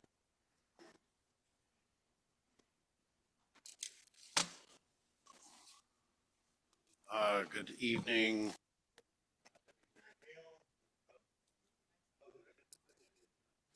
Thank you. Your name and area of town you live in. Mark Ridgway, Twin Lakes. Thank you, Deputy Mayor Hale and members of the Assembly and City Manager Kester. For the last several years of my life, I've chaired the Operations Committee, which is, I think, where the rubber meets the road with regard to Assemblymember Hale's comments about day-to-day planning of operations. And earlier this evening during the budget discussion, I heard someone discussing extinguishing the debt of 16B. I really just want to refresh the Assembly, which I'm sure you guys all know. 16B is because it wasn't 16A, and because it wasn't 15A, there were 16 plus B iterations of the dock downtown. That's a massive years-long planning effort, and that is what your Docks and Harbors Board does. And right now I can say that I don't think we have a lot of confusion about what the Assembly is trying to attempt with the tourism director renamed. I think that's very obvious, and I think I personally support it. But I do not see as if you need the second ordinance regarding amending Title 85. That seems all administrative, even with Assemblymember Wall's amendment. The port director, in my understanding, does take direction from the Assembly, as does the entire board. We serve at your pleasure. In addition, I believe Port Director Uchtdil, who is an excellent individual and does an incredible job for this town, I believe he takes his direction from the manager. So I would urge you to consider that you do not need an ordinance change to enact what you're trying to get to. Do the one, establish the tourism director, maybe pause on the second, as my peer Ms. Hart suggested.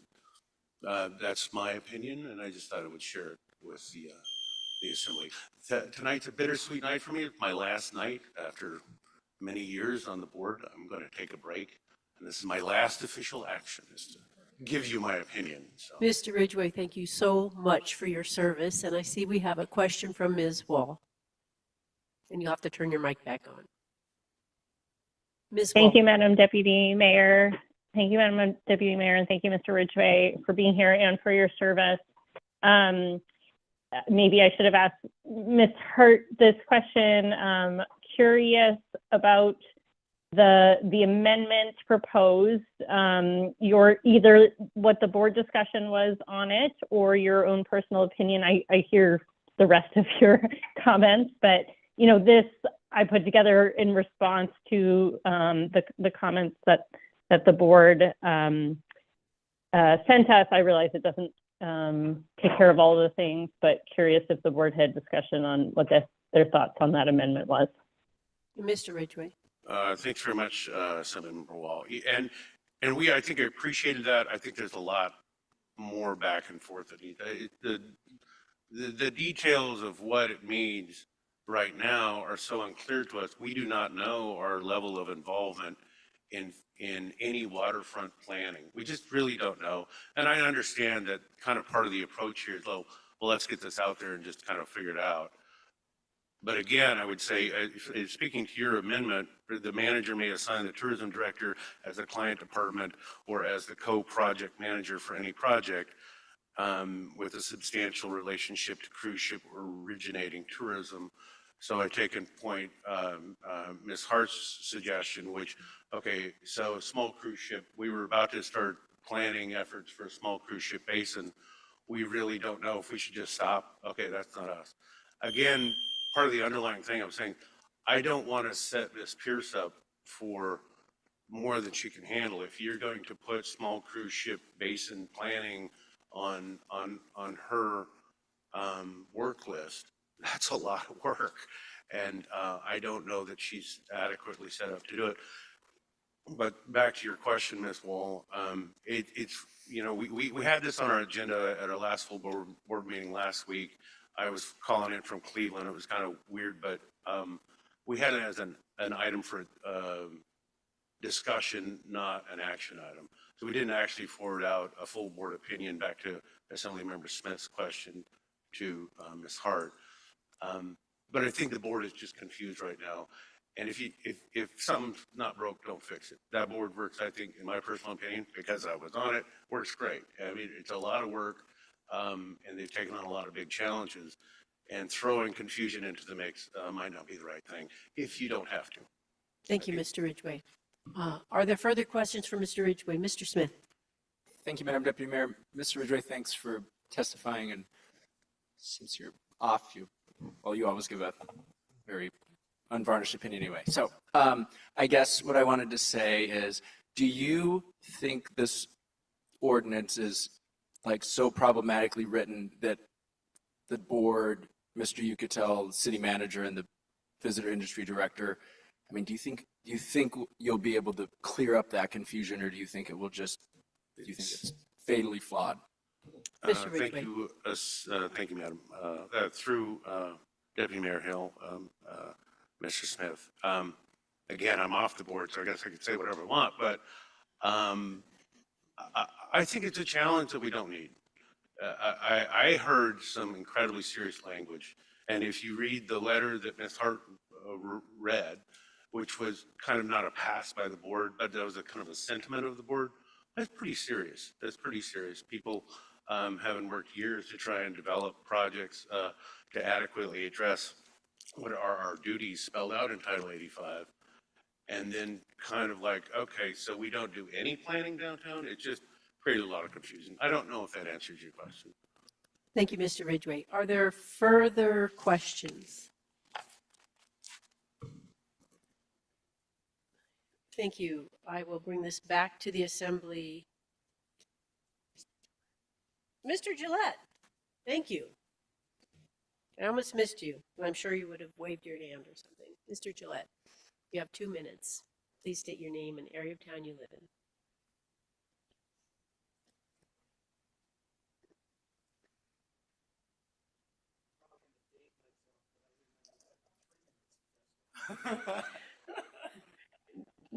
Mr. Gillette, we often do have 3 minutes to testify, but as you can see, the room is very full.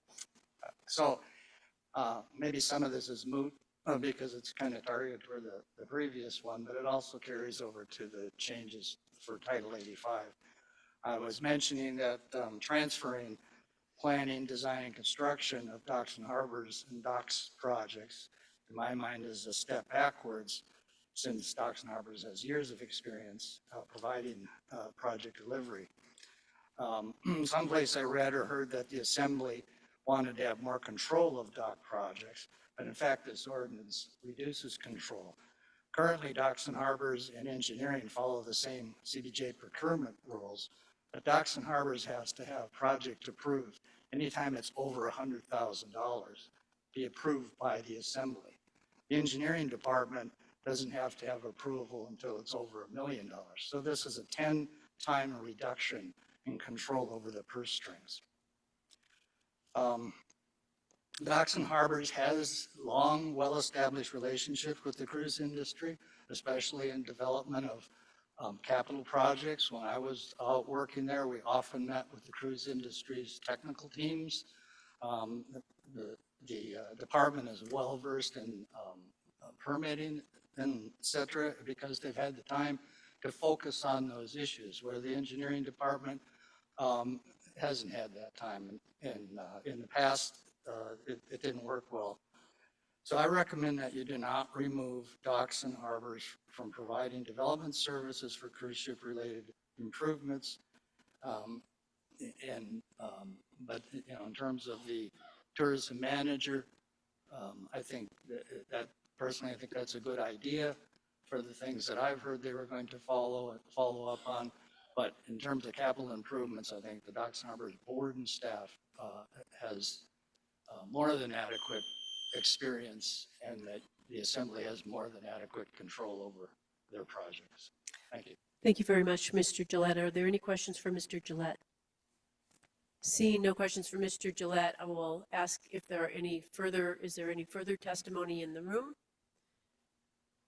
I see no further testimony, so I'll bring it back to the assembly. I'm going to go a little out of order. Because Ms. Wall has an amendment, Mr. Smith, can I bring this back to you?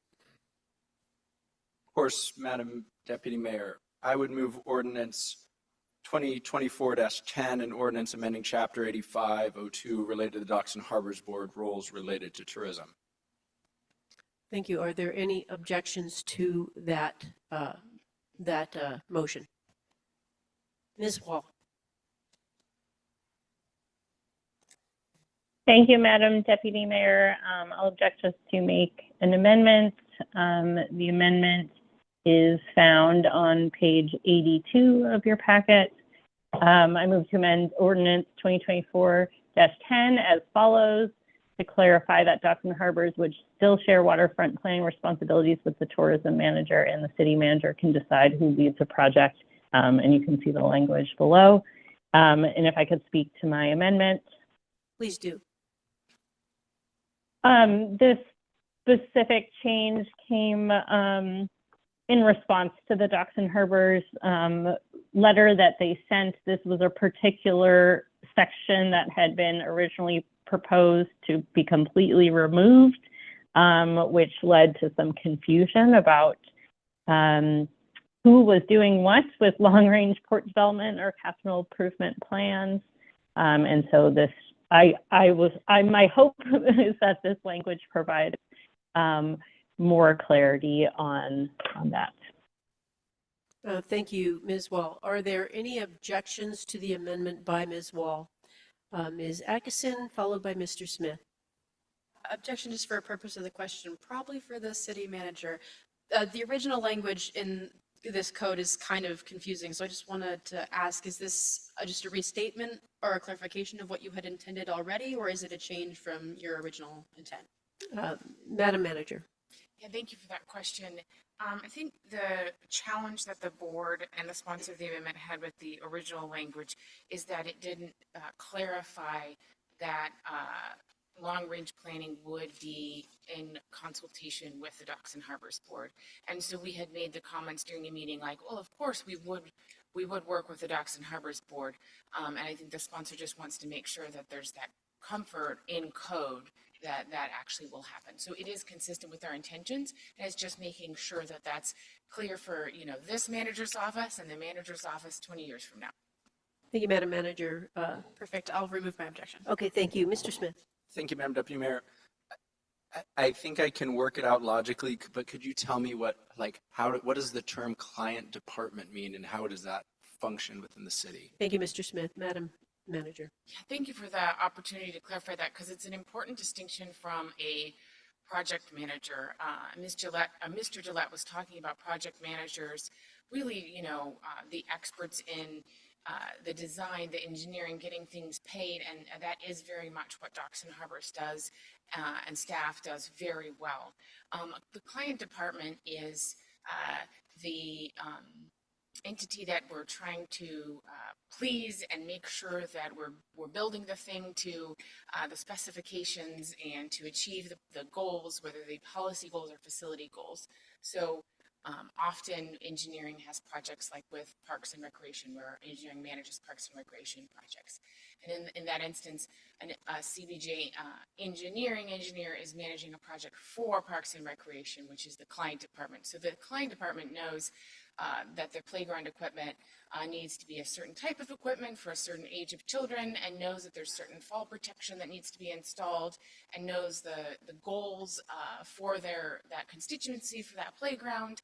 And in that regard, the project manager is in charge of, you know, bringing a project in on budget and on time, with the meeting the goals of that client department.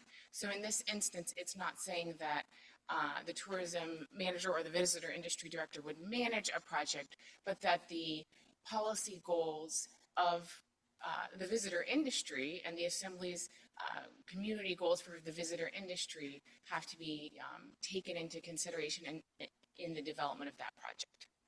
Thank you, Madam Manager. Mr. Smith, is that satisfactory? That does. Okay. I have another question if no one else does. Thank you. I don't see any other questions.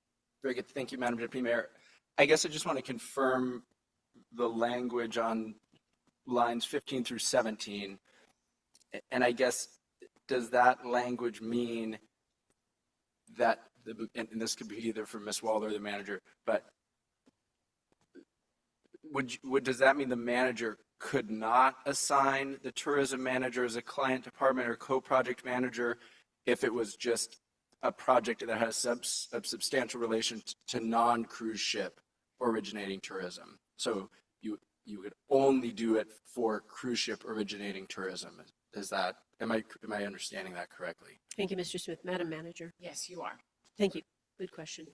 Are there further objections to Ms. Wall's amendment? Seeing no objections, amendment whatever by Ms. Wall passes. And we will return to the original motion, 2024-10. Are there any objections? Mr. Bryson. Thank you, Madam Deputy Mayor. I'd like to object for purpose of a question for the city manager. I think part of the concern that the boards might have is this a segue into taking away the authority from the boards? Or maybe you could just define a little bit the tourism director and how you envision that relationship benefiting the city in tourism, because that seems to be where the confusion is now, that the boards aren't quite sure that by taking on a new director role, that will relieve their burden, their work burden, without adding a complexity layer. If you could maybe just speak to how the visitor industry director is going to make everybody's job better, and we're not just going to yank authority from boards that we are setting up. Thank you, Mr. Bryson. Madam Manager. Yeah, thank you for the opportunity to talk a little bit how we envision this happening operationally. The visitor industry director is one person, and the Office of Tourism Management is an office of one. So really, the relationship between the visitor industry director and Docks and Harbors and the Docks and Harbor Board should look kind of a lot like it does now, only hopefully with more collaboration. So the intention is that if there's a waterfront planning project, or if there is a dock expansion project, that the visitor industry director has a seat at the table for the decisions of that project, and has a vote, so to speak, right? Because I mean, not that they're voted on, but has a voice, not just influence, and is able to exercise and kind of channel the broader tourism goals of the assembly that may or may not align with the goals of the board as an enterprise board that's responsible for generating revenue. So I think it's really legislating, making sure there's that seat at the table, and making sure that those roles and responsibilities are clearly defined. Again, there's no even ability with the office as it's currently staffed to do project management, for example. But there should be collaboration and consultation with the visitor industry director for cruise ship tourism related projects. Is that helpful, Assemblymember Bryson? Thank you, Manager Kessler. Yeah, that was some of the information I was looking for. Madam Deputy Mayor, I'm going to remove my objection. Thank you, Mr. Bryson. Are there further objections? Ms. Wall. Thank you, Madam Deputy Mayor. I would like to make one more amendment. I realize that because we changed the name of the tourism manager to the visitor industry director, I would like to make an amendment that all places in this ordinance that have the word tourism manager are changed to visitor industry director. And I will maybe ask the attorney if there's any issue with that, but it seems like a logical change. Mr. Attorney, is that acceptable? Yes, thank you, Madam Deputy Mayor, and I will make sure we catch those if this gets adopted. Thank you, Mr. Attorney. Are there any objections to Ms. Wall's amendment? Seeing no objections, are there further objections to Ms. Wall? Do you remove your objection? Oh, yeah. Objections to I that? remove my objection. That's correct. Okay. Returning now to ordinance 2024-10, are there any objections? Mr. Smith. Thank you, Madam Deputy Mayor. I just was going to object for a quick comment. I wanted to say that I hear and I appreciate the comments by members of the Docks and Harbors Board. I had concerns about this when we heard this in the COW a couple of months ago. I think I understand some concern. I am optimistic that the board Mr. Yucatel, the manager, and the visitor industry director can iron some of these things out and make some clarity. I think it's hard to be super prescriptive in an ordinance. It's 7 pages long, but really there's only about 4 active sections. So we're obviously not calling out every thing that happens just because that would be incredibly, anyway, wouldn't make sense. I'm optimistic that we can make this work out. There are, just an example, whale watching, that's something I think that would be difficult for the Docks and Harbors Board to limit. But the Assembly may wish to. And I think maybe that's an example that's like, let's give this a shot and we can keep on working on it, improving it if it isn't working. So just wanted to say that and just appreciate the work of our boards and their expertise. So with that, I'll remove my objection. Thank you. Thank you, Mr. Smith. Are there further objections? I will myself object just for a brief comment as well. I agree very much with what Mr. Smith has said, and coming from a perspective of being on the Assembly, it's been very frustrating being on the Assembly, and we take the heat for all decisions that the city makes about cruise ship tourism, and we take that heat all the time. And the Docks and Harbors Board and their staff make decisions on an ongoing basis, and it's not that they're not paying attention to the consequences of those decisions. It's just that heat doesn't go there, it comes to us. And I have definitely felt with ship scheduling, with whale watching, that we have not had the level of control that we've needed to have. So I agree with Mr. Smith. I think let's try this, and we can modify this if we need to, give it a year, give it 2 years, and then we can make changes if we need to. So I'll remove my objection, but Mr. Bryson.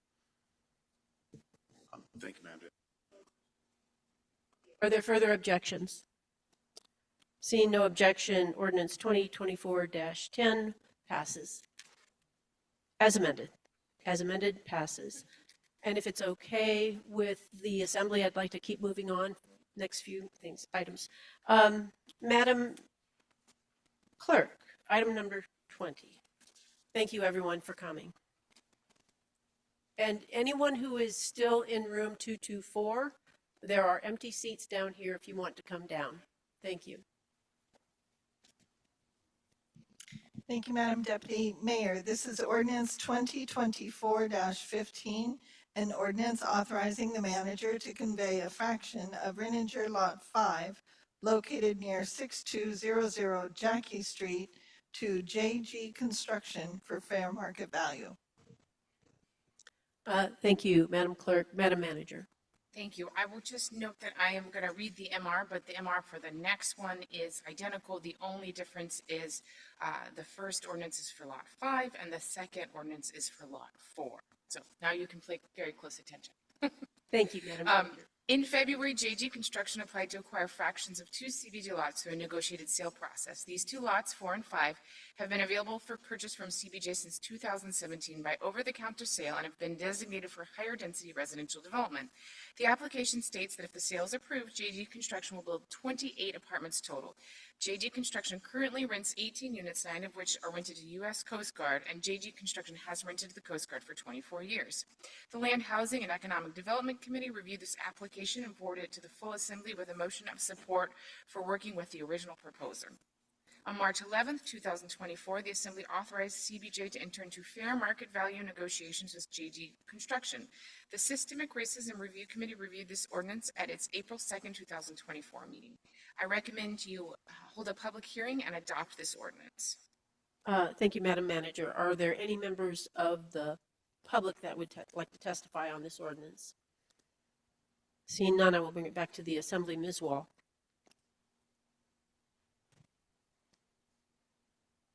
Thank you, Madam Deputy Mayor. I move the Assembly approve ordinance 2024-15 and ask for unanimous consent. I see no objections, so ordinance 2024-15 has passed. Madam Clerk, item number 21. Thank you, Madam Deputy Mayor. This is ordinance 2024-16, An ordinance authorizing the manager to convey a fraction of Renninger Lot 4 located near 6200 Jackie Street to JG Construction for fair market value. Thank you, Madam Clerk. And are you saying, Madam Manager, that you won't need to read the second one? Okay, thank you. Are there any members of the public that would like to testify on this ordinance? Seeing none, I bring it back to the Assembly. Mr. Bryson. Thank you, Madam Deputy Mayor. I move the Assembly adopt ordinance 2024-15, ordinance authorizing the manager to convey, 2024-16, an ordinance authorizing the manager to convey a fraction of Renninger Lot 4 located near 6200 Jackie Street to JG Construction for fair market value, and I ask for unanimous consent.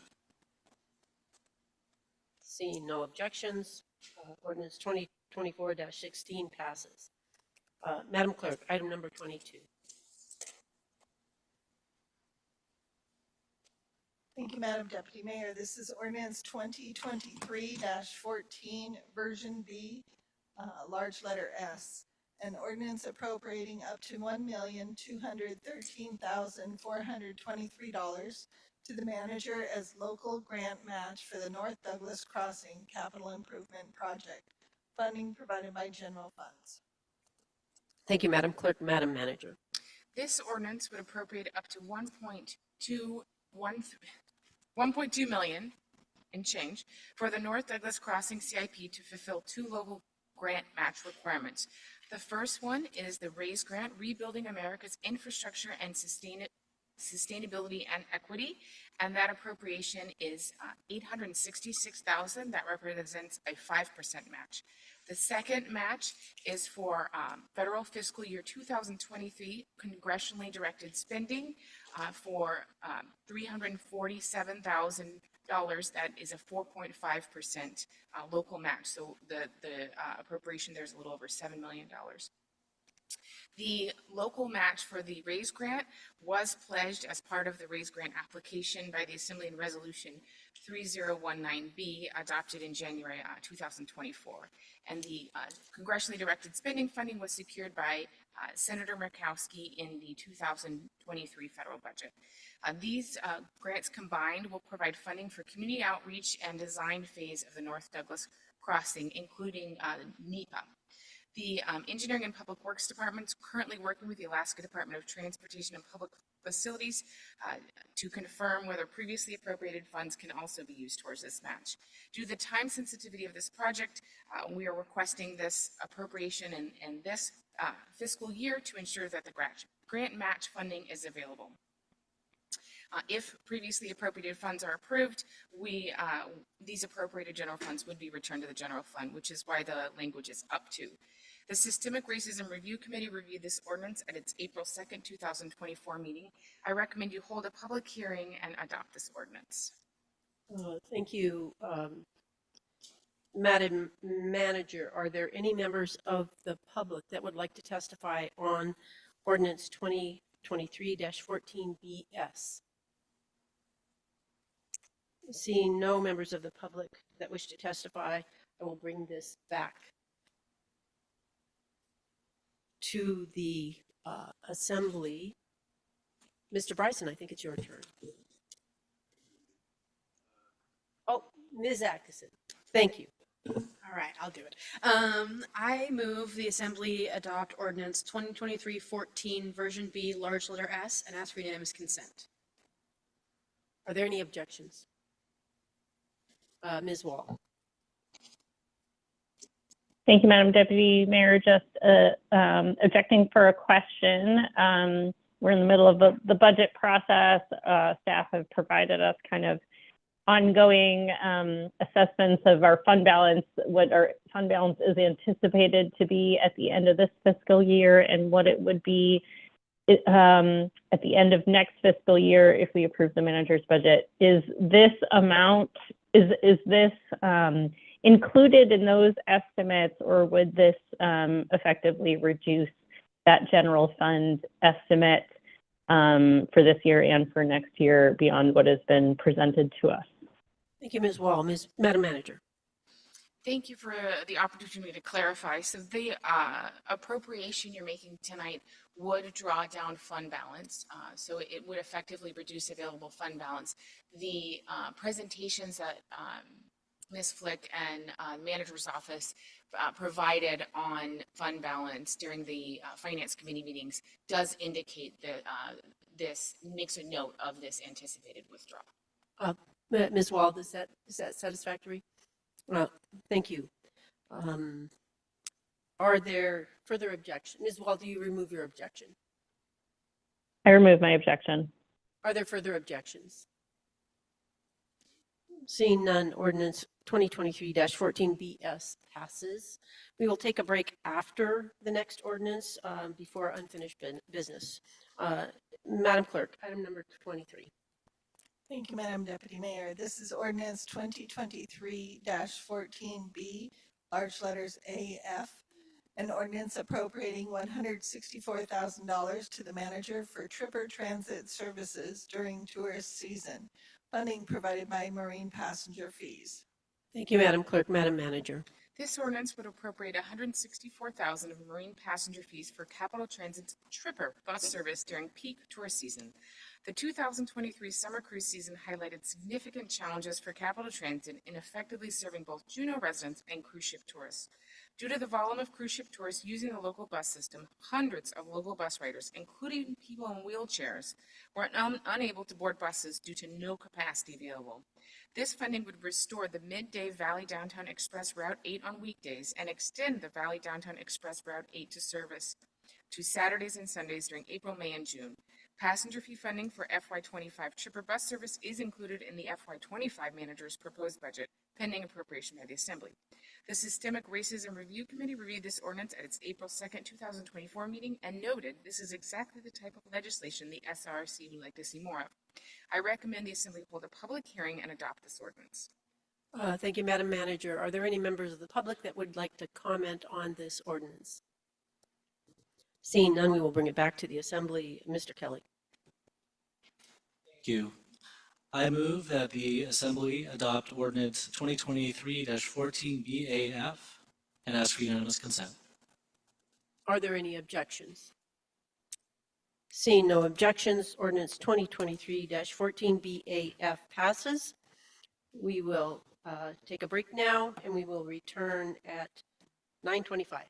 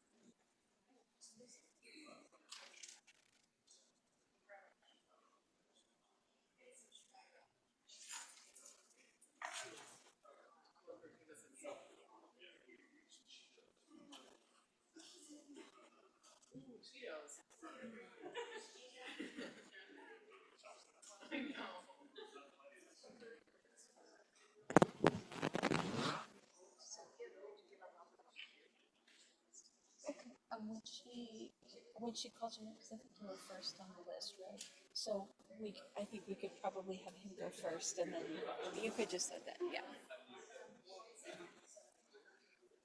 Oh, yeah, I will let them know. You're welcome.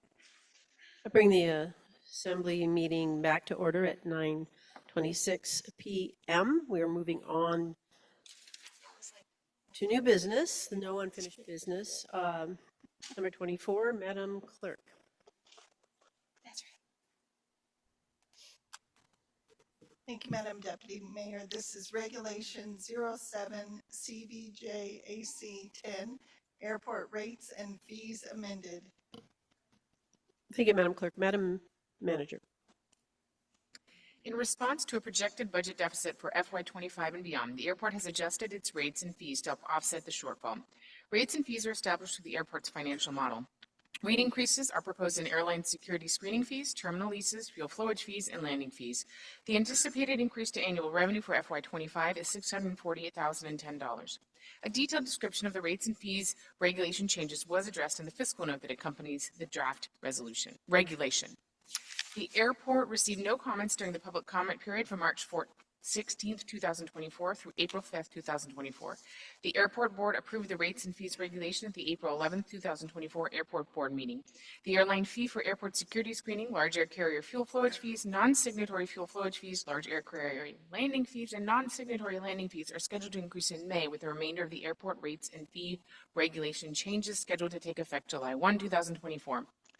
The Assembly review of regulations is governed by CBJC 01.60.260. I recommend you hold a public hearing and approve this regulation. Thank you, Madam Manager. Are there any members of the public who would like to testify on this regulation? Seeing none, I will bring it back to the Assembly. Mr. Smith, I believe it is your turn. Yes, thank you, Deputy Mayor Hale. I move that the Assembly approve Regulation 07 CBJ AC 10 Airport Rates and Fees amended, and I ask for unanimous consent. Are there any objections? Seeing no objections, Regulation 07 CBJ AC 10 passes. Moving on to item 25, Madam Clerk. Thank you, Madam Deputy Mayor. This is Regulation 11 CBJ AC 04, Non-Commercial Use Permits. Thank you, Madam Clerk. Madam Manager. These regulations will allow the Parks and Recreation Department to issue permits for large non-commercial events held in municipal parks or recreation facilities.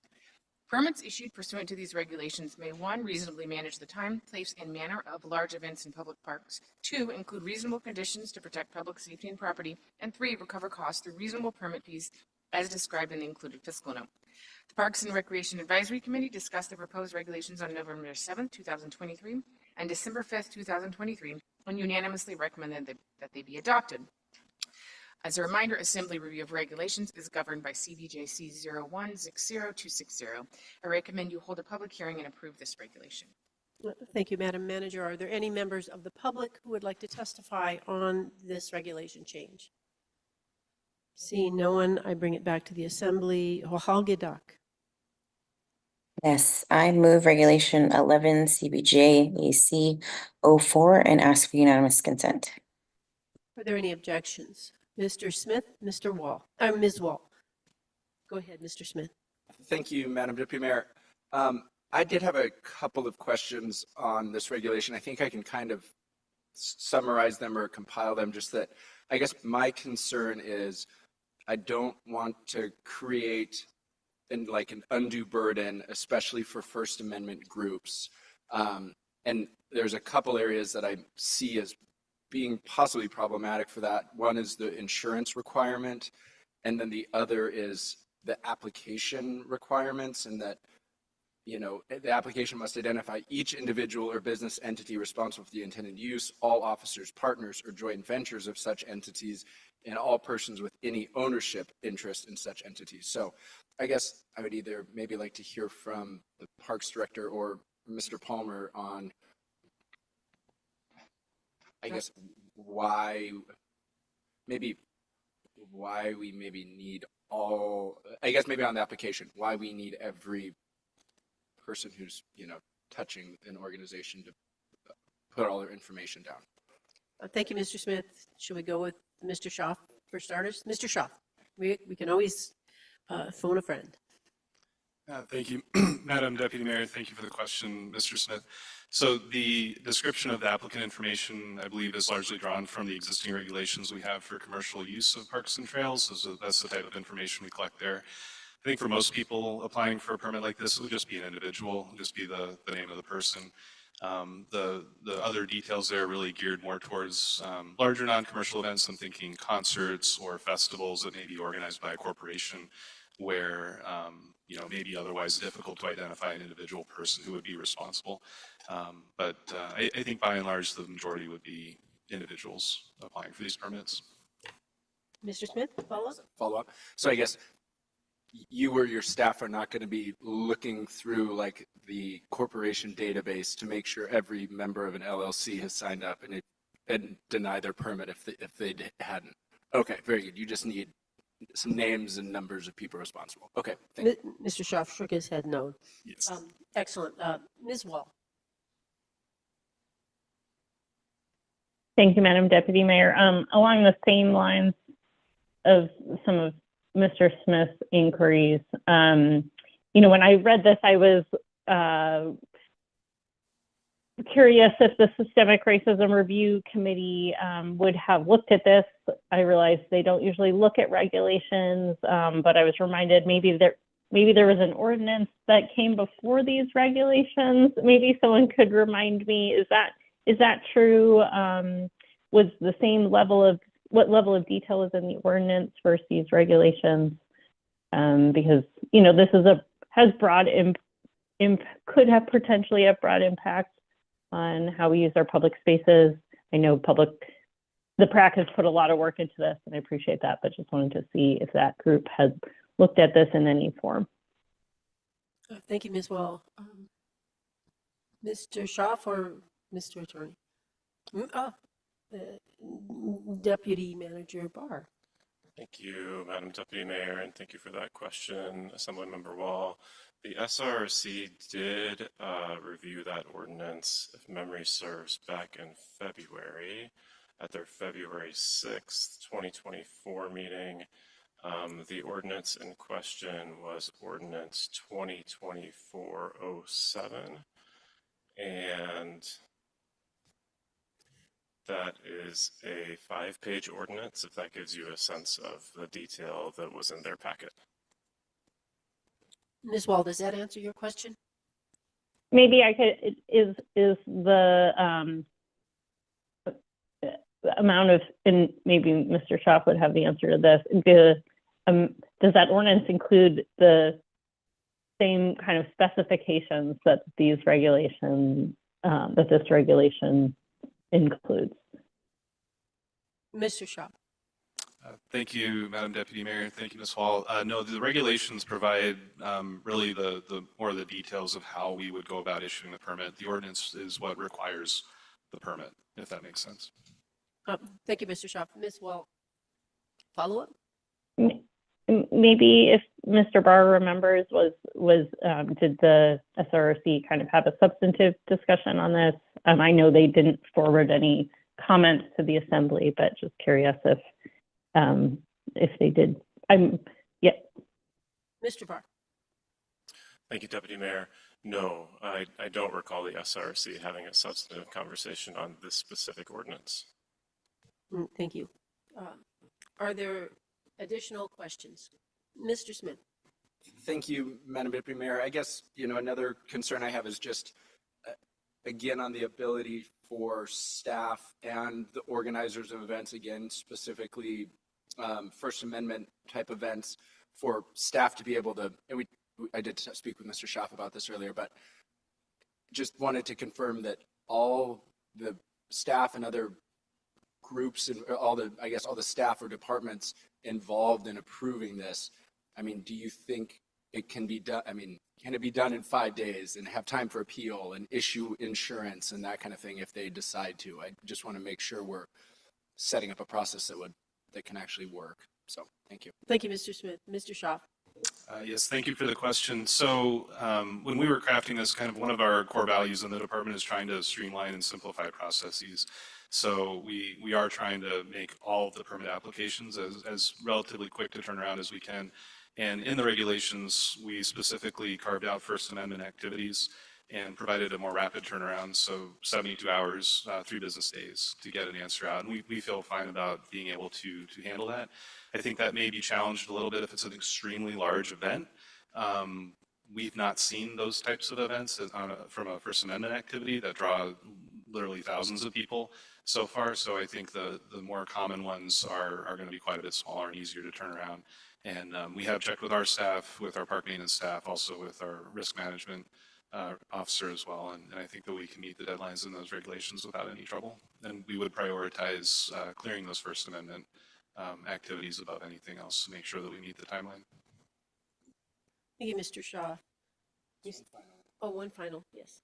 Thank you, Madam Deputy Mayor. I guess, Mr. Schaaf, I do have some concerns about these regulations. I also have a lot of trust in you and our staff and city attorney to provide a space for people to gather, especially, again, First Amendment type activities. I guess we have limited options in how we can address regulations. I guess a hope or a question for you is, would you be able to come back to the assembly should this ordinance pass, maybe in October or something, and just give us an update of how things are going?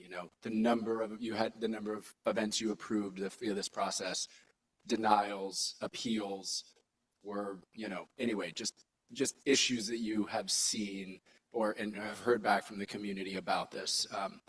I'm willing to give it a shot and not try to slow it down and disrupt the train right now, but would you be willing to do that for the assembly and just bring us back some, a brief memo kind of recap on how this has gone? Mr. Shaw. Deputy Mayor, yes, absolutely. That kind of information is very easy for us to compile, and we'd be happy to bring it back to the assembly anytime you wish. Good, very good. Thank you, Mr. Shaw. Are there further objections?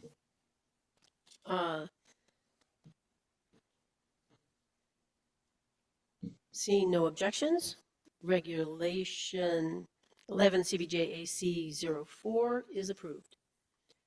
Moving on, thank you, Mr. Schaaf. Moving on to item number 26, Madam Clerk. Thank you, Madam Deputy Mayor. If you could just give me one moment, I'm going to swap out microphones for our public testimony. It's got a lot of echo. So before we start this process, if you could just give us a brief at ease. We will have a brief at ease, 2 minutes.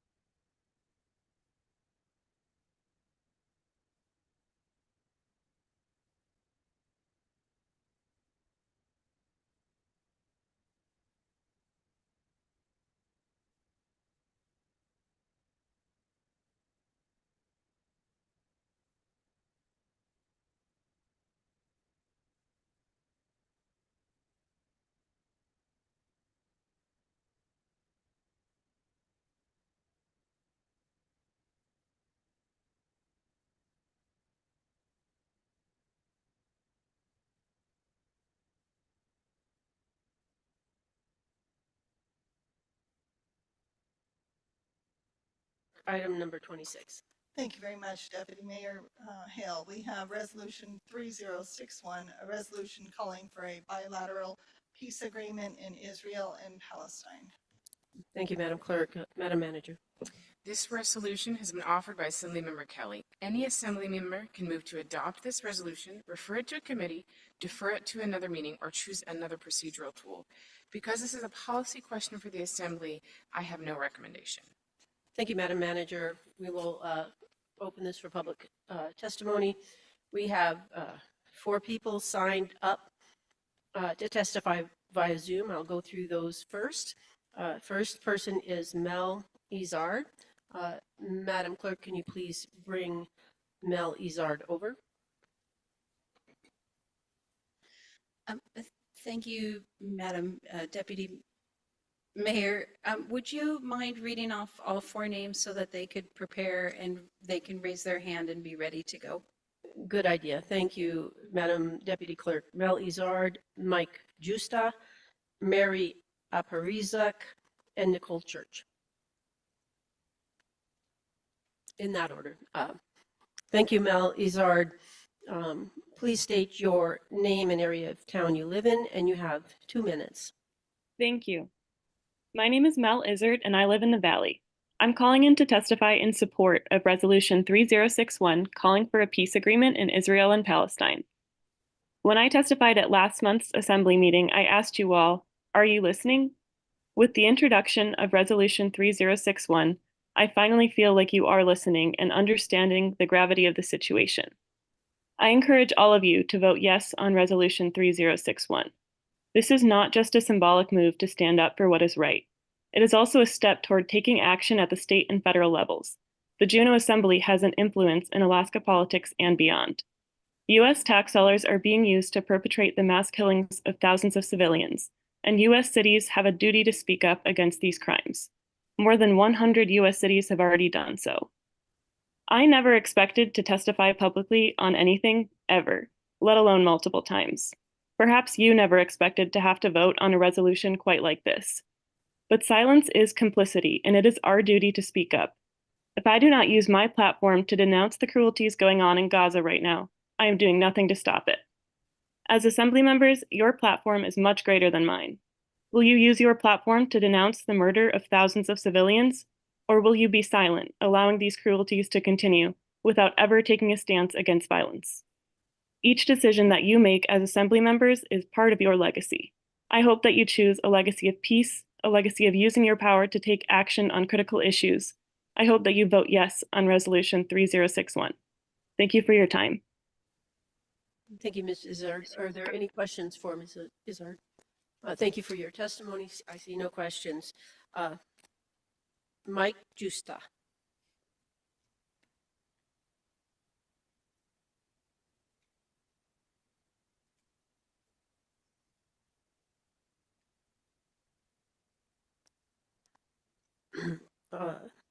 Mr. Justa, please state your name and area of town you live in, and you have 2 minutes, and I am sorry if I mispronounced your name.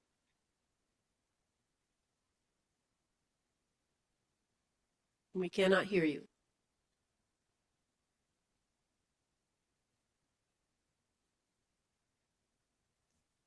Can you do a mic check, microphone check, Mr. Justa?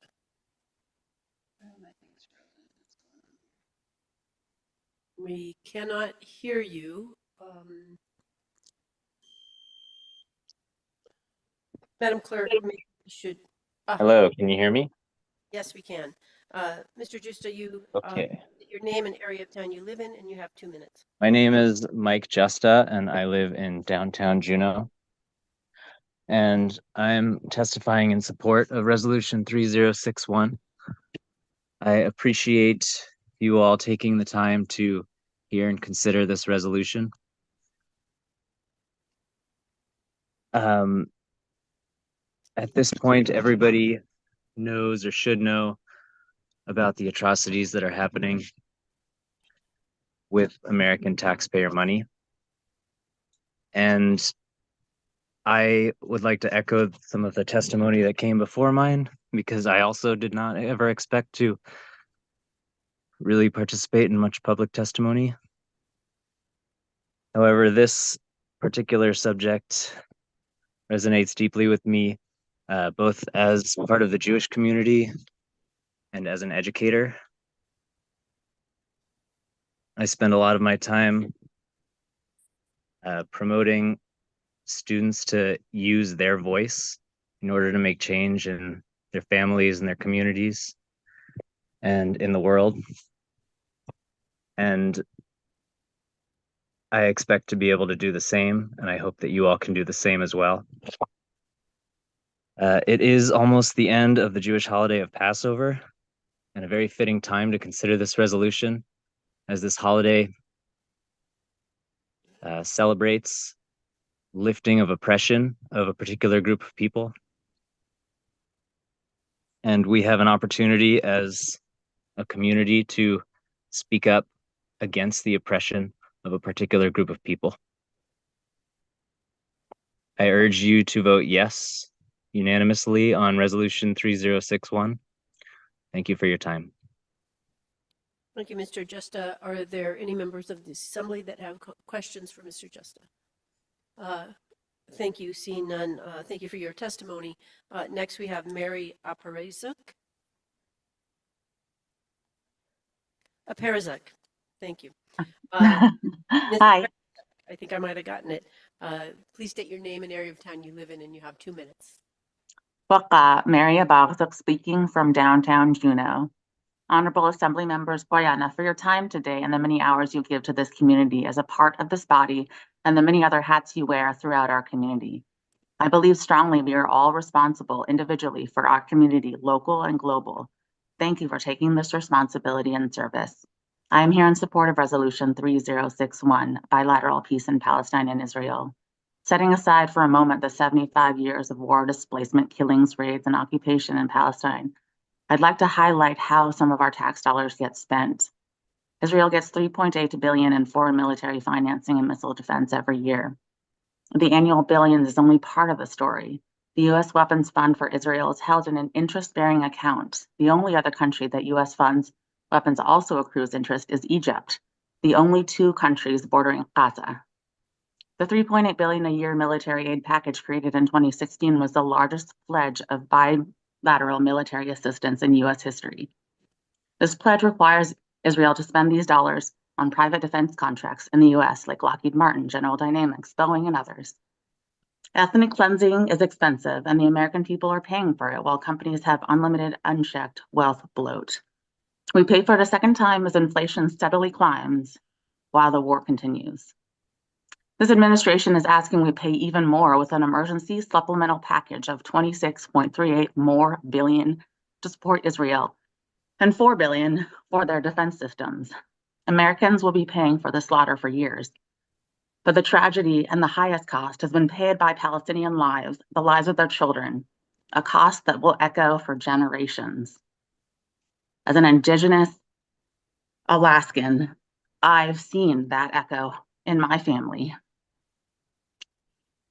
The world will not be destroyed by those who do evil, but by those who watch them without doing anything. Those are the words of Albert Einstein. I urge you to unanimously vote yes, supporting peace for our nation, for our global community, and as we interact human to human in every day as we see each other throughout this community. Thank you. Thank you for your testimony, Ms. Aparizuk. Are there any questions for Ms. Aparizuk? Thank you for your testimony. Next, we have Nicole Church, and Nicole Church is the last person on Zoom, and we'll move to the room. Ms. Church, we'll bring Ms. Church over.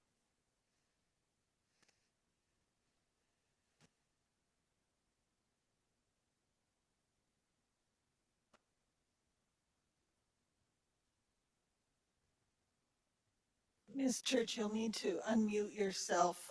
We have brought you over, but you need to unmute your microphone, or if you're calling from a telephone, press the pound sign to or the star sign to unmute yourself. Ms. Church, can you say a few words?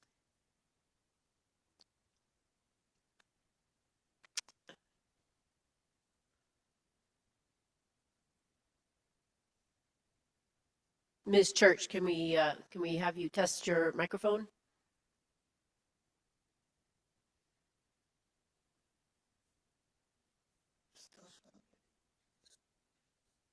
Madam Clerk, can we return to Ms. Church at a later time, or should we do that? Yes.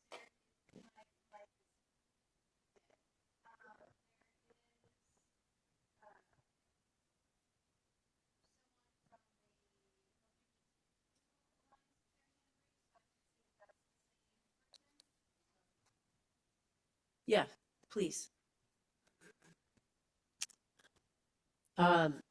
Is this Nicole Church?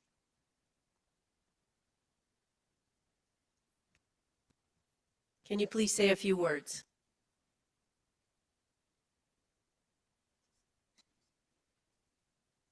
I'm sorry, we cannot hear you. Can you say a few words? Unmute yourself.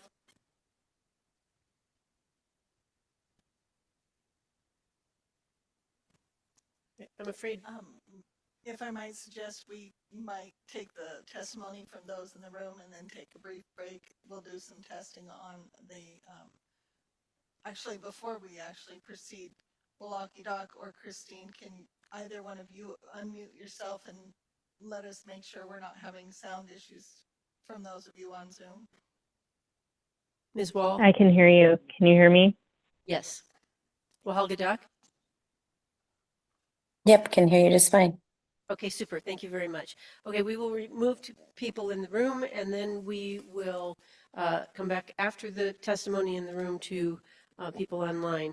So we will start with Phil Mosier, and then Sarah Khan, and Sarah Kumar. And as I say your names, if you can sort of line up so that you're ready to switch out as soon as each person finishes their testimony.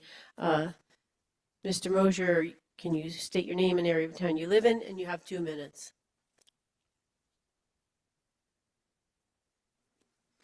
Hello, my name is Philip Moser. I live in the Valley, and I'm testifying in support of this resolution.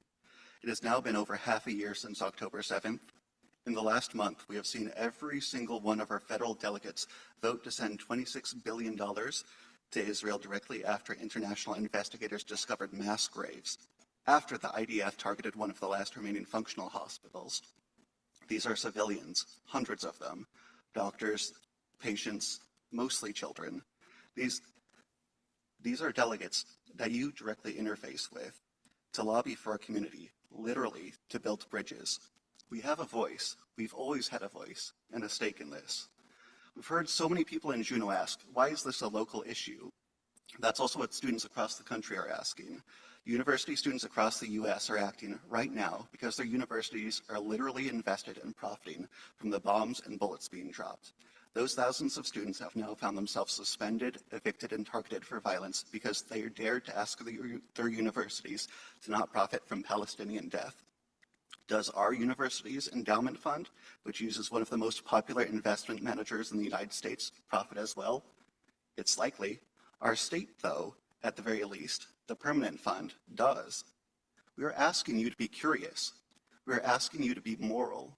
We're asking for you to pull the levers at your disposal, because at the moment we profit from the violence. We profit from manufacturers such as Elbit, one of the most high-profile weapons manufacturers in Israel. We're invested in Cellebrite, a digital surveillance company involved in the mass surveillance industry used on Palestinians. Companies like these have resulted in the Lavender system, an AI that selects targets for IDF missiles with almost no oversight. We're profiting from BAE Systems, a major supplier of military equipment for Israel. Also, Rheinmetall, a German arms company that's giving Israel tank ammo. Please wrap it up, Mr. Mosier. That's some foreign ones, at least. I'm asking you if we are accepting money from our federal and state delegations to ask, where's this money coming from? Thank you. Thank you, Mr. Mosier. Are there any questions for Mr. Mosier? Seeing no questions, we will move on to Sarah Khan, and after Sarah, Sonia Kumar, and KJ Metcalf. Ms. Khan, please state your name and area of town you live in. You have 2 minutes. Zara Khan, West Juneau. I will try to share some of the voices that may not be making to you on the Western media. And most of my testimony today is representing those voices. Israel's flagrant disregard for international law is compounded by the failures of its allies to stop the indescribable civilian bloodshed in Gaza. Many of these allies were the very architects of the post-World War II system of international laws. Dr. Agnes Callamard, Amnesty International. 300 bodies were discovered in a mass grave under Nasser Hospital. Doctors in scrubs, zip-tied and executed, as were children, women, and young men. The air is heavy with the smell of death. It's inescapable in every corner and worse with every body taken out of the ground. Israel denies and moves on. There are so many tears at Nasser Hospital today and so much pain.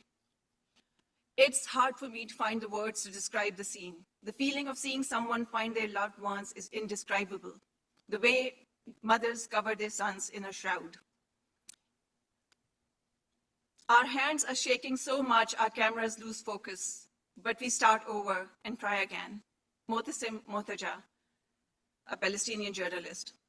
Meanwhile, in addition to the $4 billion every year, another $17 billion were added last month, and $26 billion approved by the House last week, bypassing America's own foreign assistance laws, taxpayer money, all 47 billion of it. In the face of such distortion, our students rise up to show us the folly of our ways. In response, brutal crackdown, 200 arrests, careers destroyed, zip ties, weapons-bearing forces calling them, our children, Nazis. Our Jewish brethren have seen this before, so they're speaking up in ever-increasing numbers. Please wrap it up now. They will say you're disturbing the peace. What really bothers them is that we are disturbing the war. The old will die, the young will forget Ben-Gurion. How wrong you were, Mr. Gurion. In this moment, we are all Palestinians, and we will not forget. I thank you very much for your time. Thank you, Ms. Khan. Are there any questions for Ms. Khan? Seeing none, thank you for your testimony. Next, we have Sonia Kumar, KJ Metcalf, and then George Parto. Thank you, Ms. Kumar. Hi, Sonia Kumar. I live in Ock Bay. This is my fourth time since February speaking with you. The last 3 times I urged you to bring a ceasefire resolution to the Assembly. Today I'm so happy to change my message slightly and encourage you to support the passage of Resolution 3061 as it currently stands. I want you all to know how grateful I am towards those of you who made time to listen to us and engage in conversations with us and have worked to get a ceasefire resolution on the Juneau City Assembly agenda tonight, so thank you. I know that as local politicians, you read the news and are aware that at this point, even our president has some trepidation about what's going on in Palestine. And yet last week, President Biden signed a law allotting $26 billion in aid for Israel. Aid for what, you might think? $5.2 billion to replenish and expand Israel's missile and rocket defense system, $4.4 billion to replenish U.S. military resources, $3.5 billion for Israel to purchase U.S. weapons, $1 billion to increase weapons production, and $2.4 billion to support U.S. current military operations in the region. These are our tax dollars that are being spent. Guess how much money was allotted in that law for Palestine, for the 34,000 plus dead people, hundreds of thousands who have been displaced, injured, traumatized, orphans, and are being starved. By passing this resolution, we are telling our government that we want the conflict to end, that we do not support the continued genocide. By turning a blind eye, thinking that there are 2 sides to this conflict, and avoiding any accountability, we are setting a precedent for what this community deems to be right. It fills me with such revulsion knowing that our tax dollars are funding these horrific acts. What are you going to tell your children in 10 years? Are you going to tell them that you looked away, that you didn't see the disproportionate amount of devastation that was happening in Palestine compared to Israel? That you overlooked all of the war crimes being inflicted upon Gaza? That you were too concerned with the politics of it all? That Juneau has no place in such affairs? Or are you going to look them in the eye and say that you stood up for what is right? That you voted in favor of a ceasefire resolution in your community when you held a position of power? So of course, I urge you to pass Resolution 3061 as it currently stands. Thank you. Thank you, Ms. Kumar. Are there any questions for Ms. Kumar? Seeing none, thank you for your testimony. Next, we have KJ Metcalf, then George Parto, and Noah Hutchinson. Mr. Metcalf, please state your name and area of town you live in, and you have 2 minutes. My name is KJ Metcalf. I live in North Douglas. I'm a member of Veterans for Peace. We've published a letter in the Empire, and I believe all of you folks received copies of that. So I won't go over that. That speaks for itself. I would like to add a couple of points. One is that you have an obligation to speak with a strong voice. And I would urge that a ceasefire be part of the resolution. Without an immediate ceasefire, there very likely will not be a very good negotiated peace. I deal with traumatized people a lot, and a student in 2019 lived with us from Gaza for an academic year. He went to Juneau Douglas High School. He's now a medical student. He is in Rafah refugee camp with his family of 8. Terrible conditions. He spends most of his day, instead of studying and becoming a doctor, he spends most of his day getting water and food for the family. So please speak loud and clear with this resolution, adding that a ceasefire is essential. Thank you. Thank you, Mr. Metcalf. Are there any questions for Mr. Metcalf? Seeing none, thank you for your testimony, Mr. Metcalf. Next, we have George Parto, then Noah Hutchinson, and Harper. Thank you, Mr. Parto. Please state your name and area of town you live in, and you have 2 minutes. My name is George Partlow. I live in Douglas. I want to begin by thanking you all for your willingness to listen to public testimony on this issue, but also simply for your willingness to serve on the Assembly in a time when many people, in my opinion, are too quick to criticize elected officials while apparently unwilling to do all the work of sitting through seemingly endless meetings and delving into the details of budgets and difficult policy questions. So thank you. I'm a 49-year resident of Juneau. I have 3 adult children who were born and raised here, plus grandchildren and a great-grandson and great-granddaughter. On their behalf, I ask you to seriously consider this resolution for a ceasefire in Gaza. When my great-grandchildren read of the history of this time and of the suffering of other children, Palestinians and Israelis, and ask, what did you do about it? I hope the answer will be, at least we spoke out against the violence. As far as I know, there's no fiscal note attached to this resolution. It seems such a simple thing to say. End the violence, stop supplying the weapons unconditionally, ceasefire now. Please think seriously about this and do the right thing. I urge you to vote in favor of Resolution 3061. Thank you. Thank you, Mr. Parto. Are there any questions for Mr. Parto? Seeing none, thank you for your testimony. Next, we have Noah Hutchinson, after that Harper, and then after that Ken Hughes. Mr. Hutchinson, please state your name and area of town you live in, and you have 2 minutes. Hello, my name is Noah Hutchinson, and I live in the Mendenhall Valley. I unequivocally support Resolution 3061. I am Jewish. My support is not in spite of my heritage, but specifically because of it. As Jews, we should be the first people to recognize and stand against genocide. I have been to Israel and I have seen the apartheid regime with my own eyes. Seeing Israel's treatment of Palestinians should give us the understanding that a ceasefire alone is not enough. This should be the first step in moving towards a complete divestment from Israel. And simply calling for a ceasefire is misleading. It implies that this is a two-sided conflict and avoids addressing the true reality of the atrocities that have been going on for over 70 years. This is a colonial massacre, which is not only barbaric in itself, but it is not creating a safe place for Jewish people. Israel has no interest in protecting Jews. They only seek to protect their nationalist military state. The Israeli government's short-sightedness and cruelty is what led to the events of October the 7th. For this reason, it is not in the interest of Jews to sponsor a military regime that forcefully conscripts young Israelis under the threat of imprisonment. Growing up Jewish meant I learned about the Holocaust from a young age, and the big question was always, how could people let such evil things happen? As echoed earlier, it's good people being silent. As for the evangelicals and Zionists, they are directly responsible for this. Using rhetoric of defense with a nationalist religious agenda is how individuals justify such evil acts. We all want the hostages to come home, so let's not wait to discover their bodies in the same rubble in which almost 40,000 Palestinians rest forever. Every day without a ceasefire, hundreds of more civilians die. Every moment we spend grumbling about mill rates and tourist traffic, millions starve. I urge the Assembly to move swiftly for this motion. Free Palestine. Thank you, Mr. Hutchinson. Are there any questions for Mr. Hutchinson? Thank you for your testimony. Mr. Hutchinson, next we have Harper, then we have Ken Hughes, and following that, Tony Tangs. Harper, please state your name and area of town you live in, and you have 2 minutes.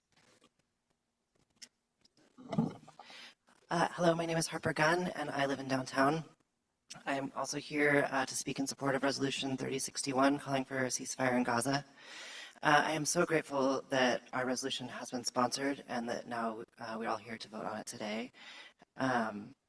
We've been working with this assembly since February of this year to pass a resolution, and I'm very grateful to see that the assembly is taking the opportunity tonight to stand up for what is right. We hope that the assembly will pass this resolution as is tonight. To the assembly members who are against this resolution or who are on the fence about voting for it, this resolution is about what our values are as a community and about standing up for humanity and against. The mic went.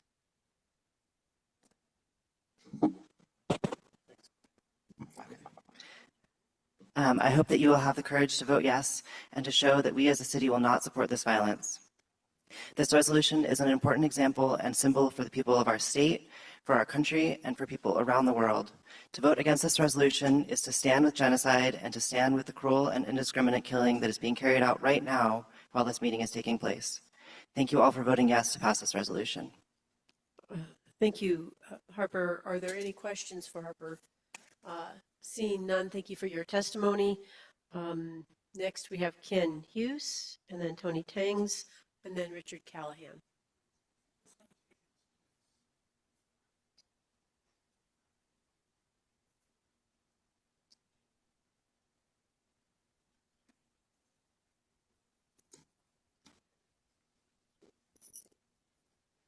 Well, that's not Ken Hughes. Good evening. I'm not Ken Hughes. I'm Deacon Charles Rohrabacher. I live in Douglas, 314 B Street. And did Mr. Hughes ask you to step in? Yes. Okay. Okay. Thank you. Mr. Rohrabacher.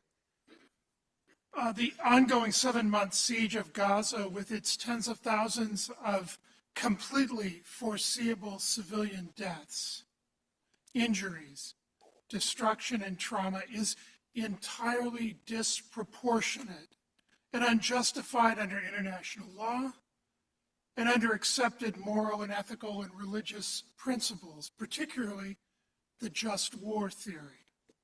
In my own Catholic tradition, even a war of self-defense requires that warring parties do everything possible to protect the civilian population from death and harm and displacement. Clearly, the high death toll among Palestinian children and women in this conflict is a clear indication of the disregard for that principle of civilian immunity in Gaza. For this reason, I urge you to pass the resolution before you calling for a ceasefire and an end to hostilities in Gaza and the release of Israelis and others being held hostage there, and movement towards some kind of a peaceful resolution of this conflict. To quote Pope John Paul II, there are no violent solutions. Thank you so much. Thank you, Mr. Rohrabacher. Are there any questions for Mr. Rohrabacher? Thank you, Mr. Rohrabacher. Next, we have Tony Tangs, and then Richard Callahan, and John Dunker. Mr. Tangs, please state your name and area of town you live in, and you have 2 minutes. Thank you. I'm Tony Tangs. I live at 415 Willoughby downtown. I want to say that joining the many cities calling for a ceasefire, which we are not here, and I wish you were calling for a ceasefire. I honest to God wish you would insert that into this resolution. Would not be a mistake. It would be a badge of honor and something you should be proud of. On March 6th of last month, Ralph Nader wrote a piece where he's saying how the world has to do an accounting of the true toll in Gaza. He said the undercounting serves the Israeli Defense Forces and Hamas as well. And he went on to posit with rational, a mind behind it, that 200,000 were dead if you could count everybody under the rubble. This is getting beyond obscene, and a ceasefire should stop. I encourage you to proceed with this and add ceasefire too. Thank you very much. Thank you, Mr. Tangs. Are there any questions for Mr. Tangs? Thank you, Mr. Tangs. We'll move on to Richard Callahan, and after Mr. Callahan, John Dunker, and then Riley Moser.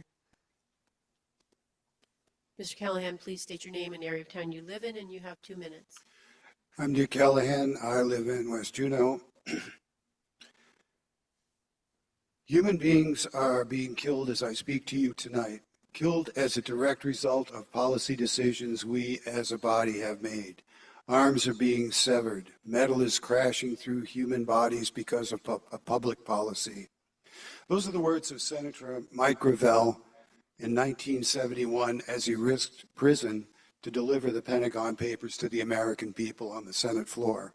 One guy from Alaska electrified the world with that. And I don't know what happened to that kind of courage and that kind of moral compass at the top tier of the state level, but Alaska today requires, due to Governor Dunleavy, requires contractors to sign a loyalty oath to Israel before they can bid on state contracts. And all three of our politicians in Washington have taken large amounts of money from the Israel lobby, and they consistently vote for policy that severs limbs and crashes metal through human bodies, American metal. And I'd like to close with 3 Arabic words: Sabine, Al-Roa. And Sabrine is a woman's name, which means forbearance. And a woman named Sabrine was killed this week from metal with American metal crashing into her body, and she was 30 weeks pregnant.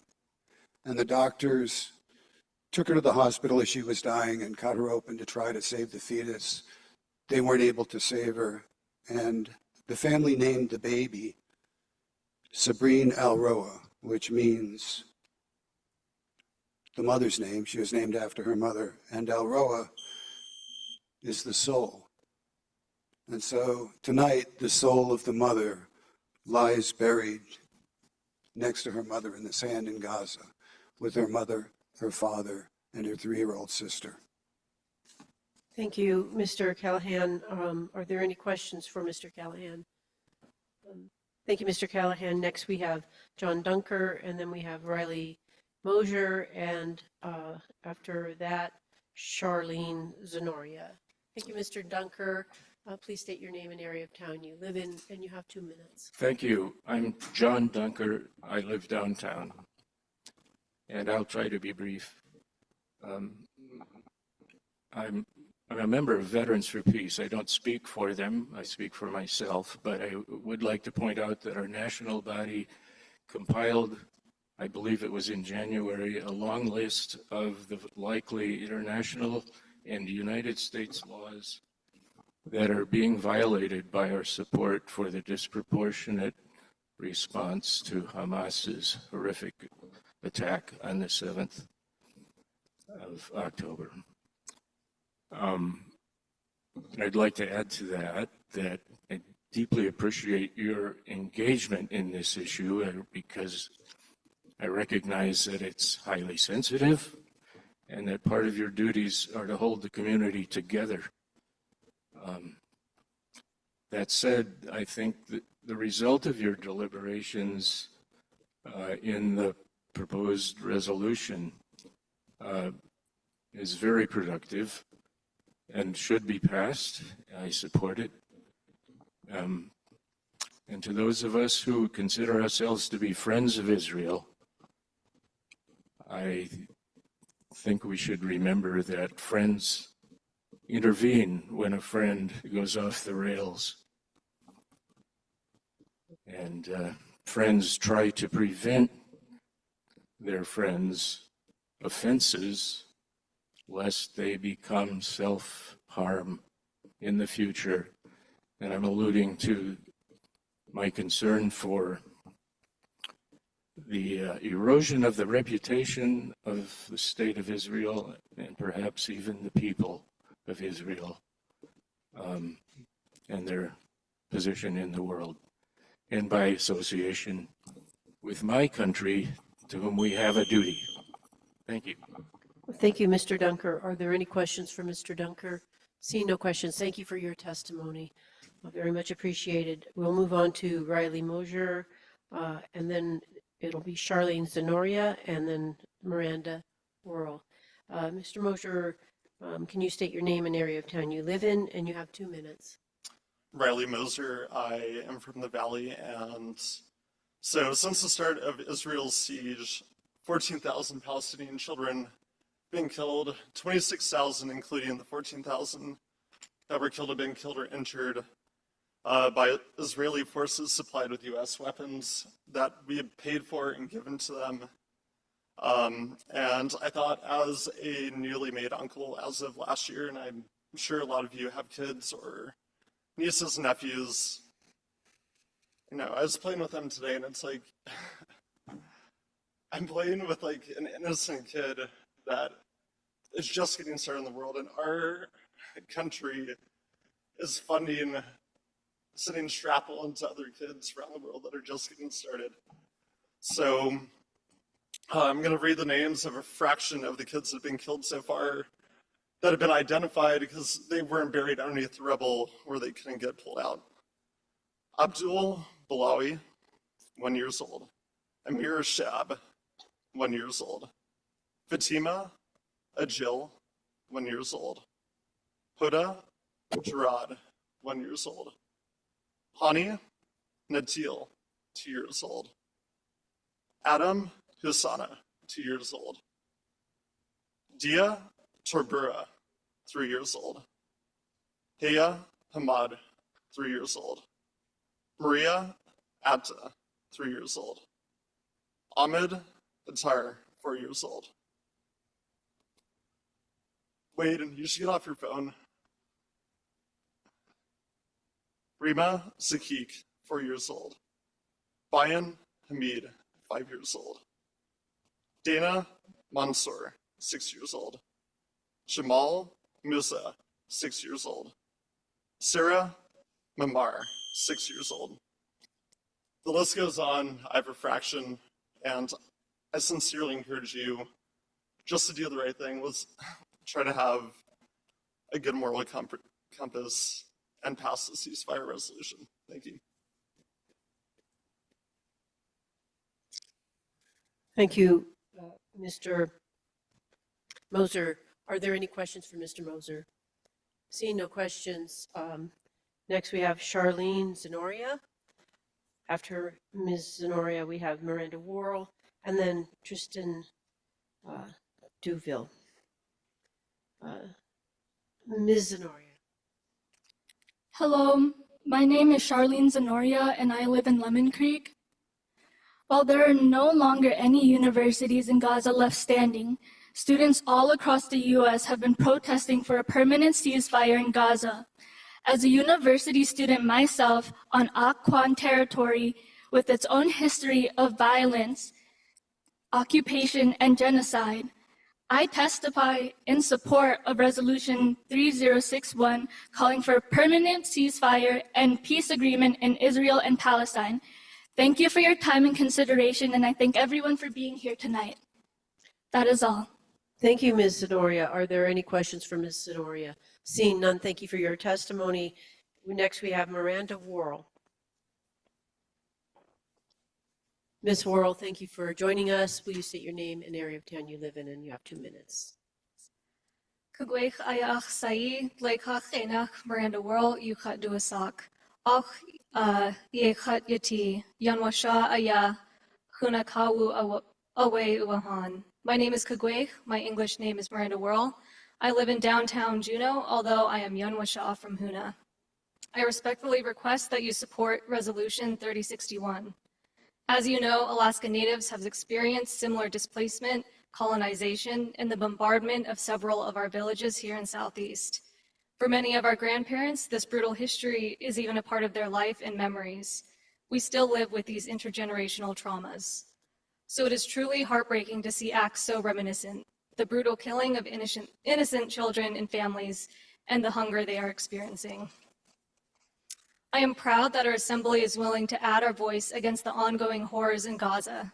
I believe that this resolution does not detract from the important work that our Assembly does, but rather enriches it. This is an opportunity to show the strength of our community by speaking out against this human rights tragedy. I hope you will add your voice and support for this resolution. Achlein Ganeshtish Salamat. Thank you. Thank you, Ms. Worrell. Are there any questions for Ms. Worrell? Seeing no questions, next we have Tristan Duville. And then the last person we have is back to Nicole Church online. We'll try that. Mr. Duville. Ganeshtish Nawase Yuhatu Sak Lingekna Tristan Duville Yuhatu Sak Deka Ina Shankwedi Ayachat. Thank you. Janawase is my Tlingit name. Tristan Duville is my English name. I'm Shankwedi. I live in Lemon Creek, and I'm here to support the passing of a resolution in support of a bilateral peace agreement. As an Indigenous resident of Juneau, I want to echo my sister Miranda's gratitude for the Assembly's willingness to add our voice against the horrors taking place in Gaza.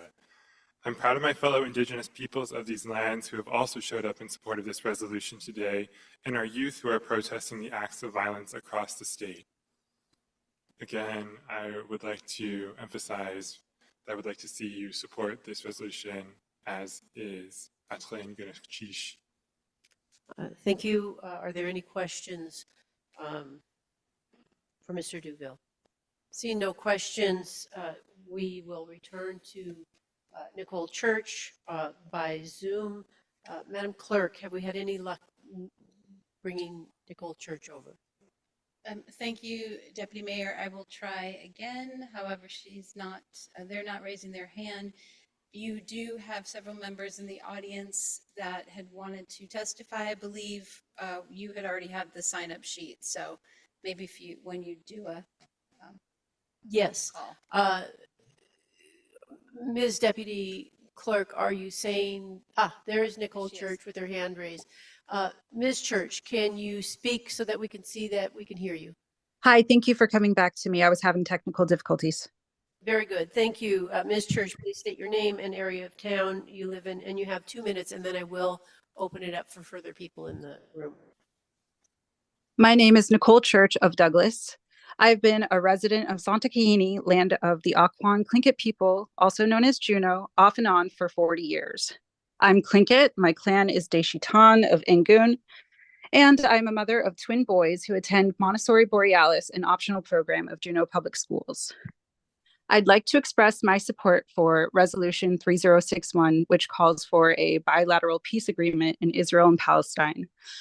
Although this is not a local issue, This is a growing global movement of which many cities in the US have passed ceasefire resolutions to show our solidarity for Palestinians who are suffering right now.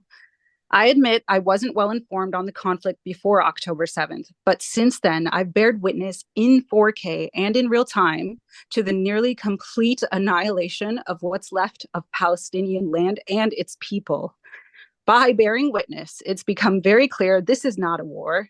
There is a genocide happening right now. This didn't begin on October 7th. Palestinians have been suffering under Israeli occupation, the longest occupation in modern history, for decades. Living in an open-air prison, in refugee camps, with homes being taken by Israeli settlers left and right, and with nowhere to escape. It's important to note many of whom are suffering are women, children, elderly, and the disabled who have nothing to do with Hamas. My Tlingit ancestors survived an attempted genocide. My grandmother was in boarding school where she wasn't allowed to speak Tlingit or practice her culture. I am a mother of 2 brown Indigenous boys, and I see their faces every time I see a Palestinian child suffering from this genocide. The genocide, which is funded by US tax dollars and where war crimes are being committed daily by the Israeli government, fully backed by the US government. This is a personal issue, and this should be of concern to all of us. Although the resolution doesn't express the same exact sentiments as what the global movement calls for, which is an immediate and permanent ceasefire, an end to Israeli occupation, and a free Palestine, all of which I fully support, the resolution, if passed, can at the very least boost morale and restore hope, which is better than nothing. Please vote yes on Resolution 3061. Thank you, Gunashish.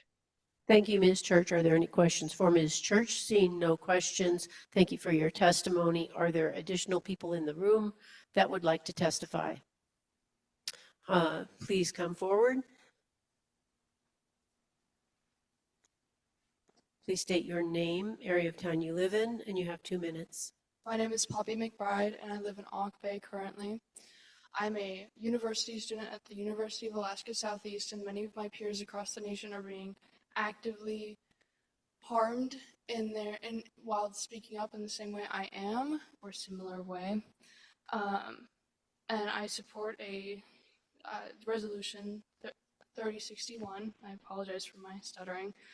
But I think it needs to be put into perspective because many may not recognize how large this genocide has become, and there have been many comparisons because the same exact thing has happened in American history, but also the death toll, which is still rising, is far surpassed the population of Juneau.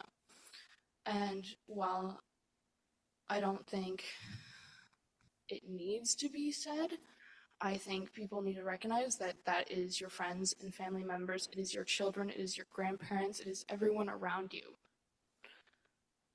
And just for anyone to deny this is a genocide is cruel and inhumane, and we need to realize that this is what the people want, this is what the people in our room want, this is what people in Juneau want. Thank you. Thank you. Are there any questions? Thank you for your testimony.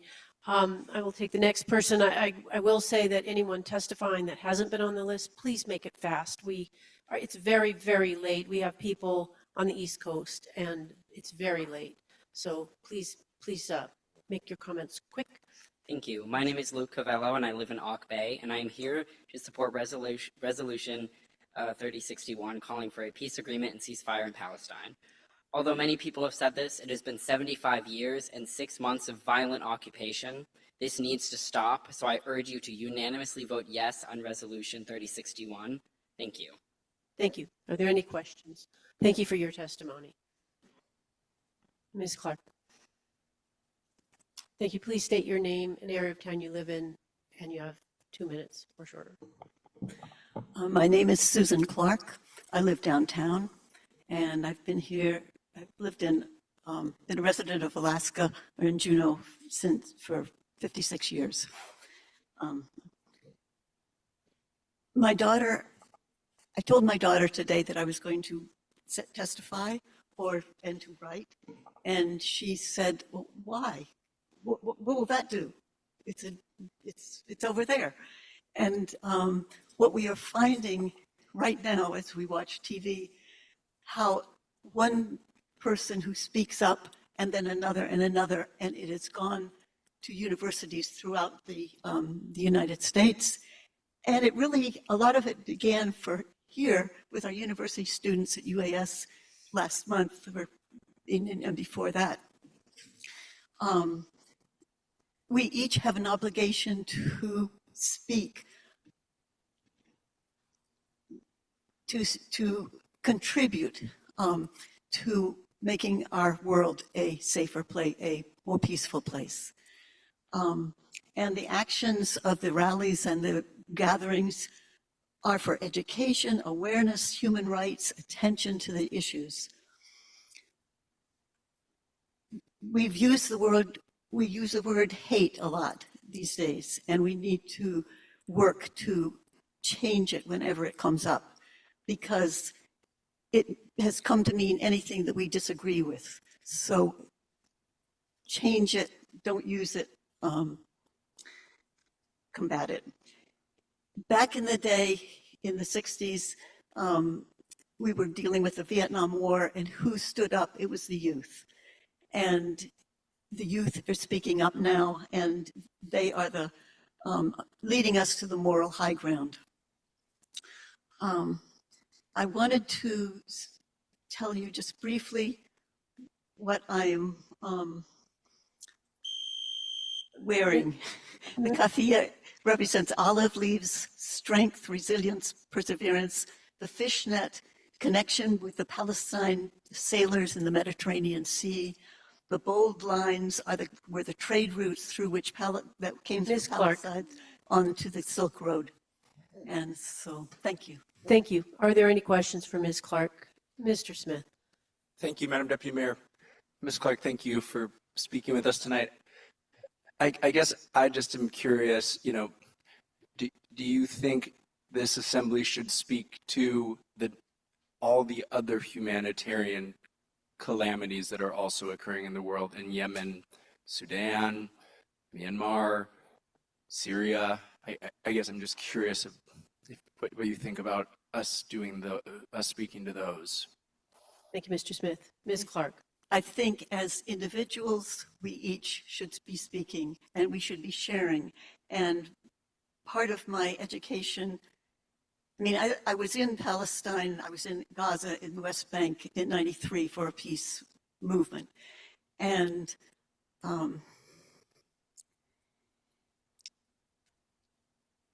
what I discovered is there are 30,000 people dying, but there's 100,000 people in other places and 1 million dying in some other places. So we need to start speaking against militarism everywhere in the world. Thank you, Ms. Clark. We will take one more person and then we will close public testimony. Please state your name and area of town you live in, and you have 2 minutes. Thank you. My name is Abby Leatherman. I live downtown. I don't have a lot to add that other speakers haven't already said more concisely and thoughtfully. I just wanted to add my voice in urging the Assembly to adopt this resolution. I've heard people say that Juneau should have no place in this conflict because we're far away as a reason not to call for ceasefire. But here we are with my tax dollars and your tax dollars directly upholding this genocide. What are we individually as a city going to do in this situation? Are we going to throw our hands in the air, or are we going to do our small piece, what we can do to end this genocide? Thank you. Thank you. Are there any questions? Seeing no questions, we will bring it back to the Assembly. Mr. Kelly. Thank you. I apologize. May I get a 60-second at ease to confer with the attorney? 1 minute at ease. Thank you. During our at ease, can I ask the last few speakers who had not signed up to please come forward and give me your spelling, or I'll come to you and get the spelling of your name, please.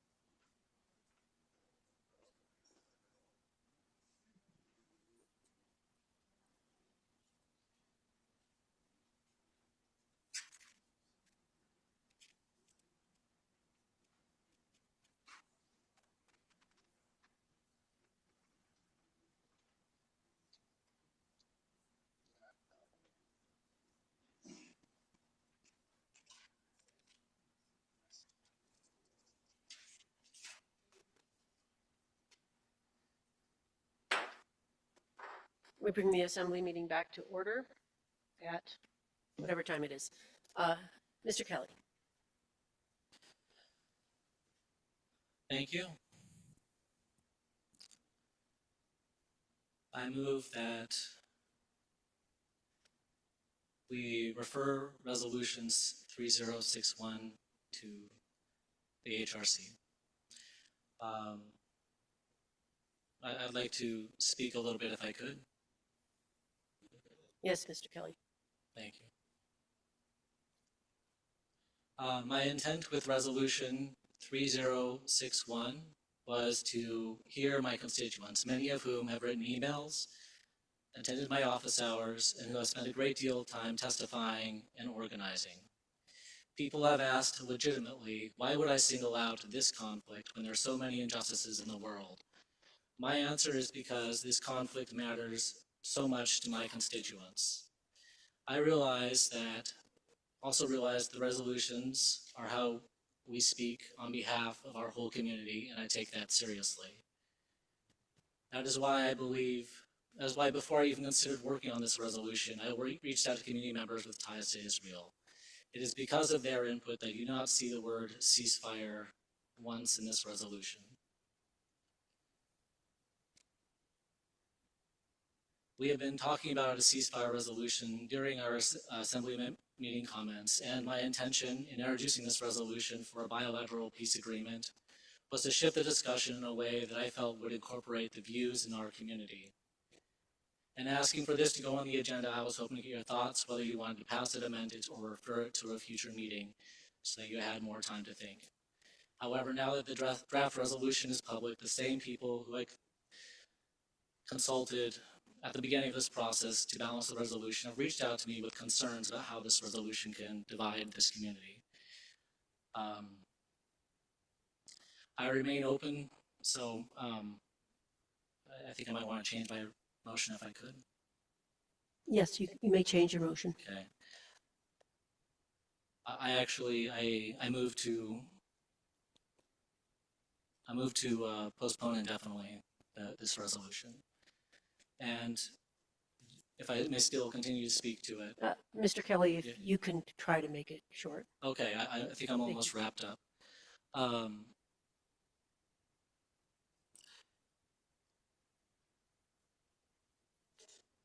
I remain open to the idea of a resolution that comes from a place of community consensus.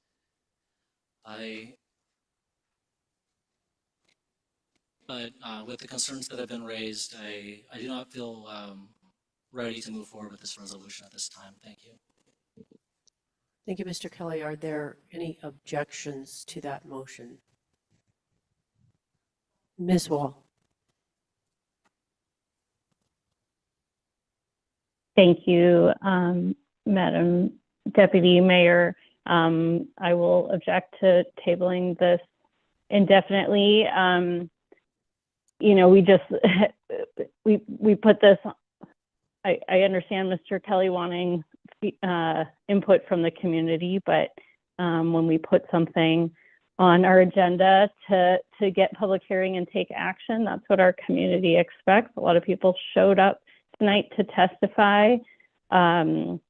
We've heard from a lot of people, and I think we owe them a vote or a decision to, continue the conversation if that's what the body wants. So I'm ready to vote in support of this resolution tonight. If there are committee members who still want to, or assembly members who want to talk about it, I'm fine sending it to committee, but tabling it indefinitely feels really unresponsive to everyone who showed up tonight. Thank you. One moment. I'm going to take a brief Eddies and then Mahal Gadak.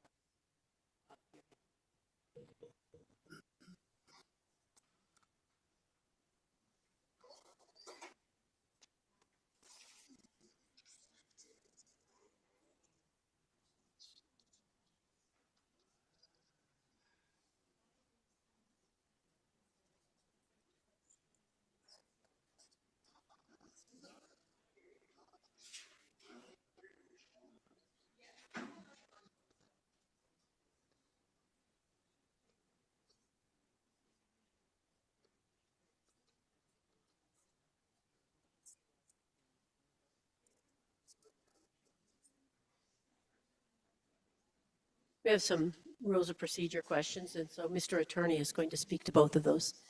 Yeah, thank you, Deputy Mayor. So two kind of issues are ripe for the Assembly right now. One is on a motion to indefinitely postpone. That is not debatable.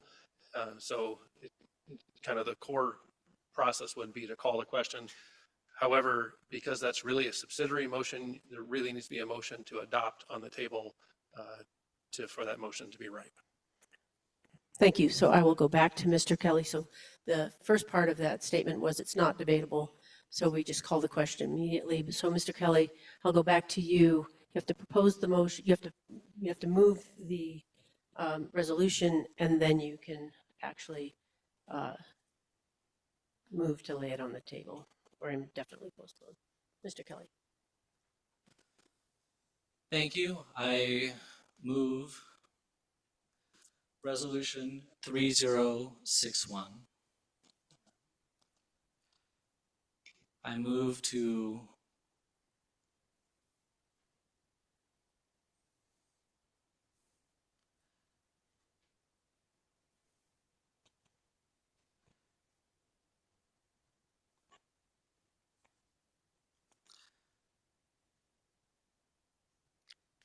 refer to the Human Resources Committee.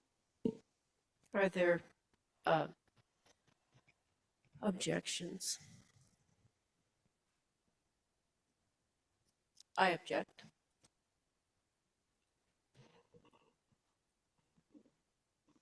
And I'll speak to my objection. We have been tussling with this since February. The Assembly has made some clear statements about our intent. I very, very much appreciate everybody's participation tonight. I don't support this resolution, and I don't support moving it to the Human Resources Committee, where we will spend more time and be getting people's hopes up. I don't think it's the right idea for us to be moving this forward. And I'll leave it at that. Are there further objections? Mr. Bryson. Ms. Hale, thank you for having the courage to speak up. I have been wrestling with this one back and forth myself as well. Do you object? I do object, Madam, Thank you. Madam Deputy Mayor. It's obviously a very difficult topic for the community. It's a very difficult topic for us. We have had some experience commenting on international happenings before to the detriment of the Assembly. It did not benefit us at all. I was just doing a little bit of Google search. While we're talking about this particular moment in time, and I don't think anybody's in favor of what's happening right there, but just taking a small history look, Hamas attacked Israel nonstop from 2001 to 2014 with 20,000 rockets launched into southern Israel. I don't even think Palestine is it's a territory, it's not a country, but they've been at war for longer than I was able to search for. So I don't know that we would be able to come up with an appropriate changing thing that would benefit.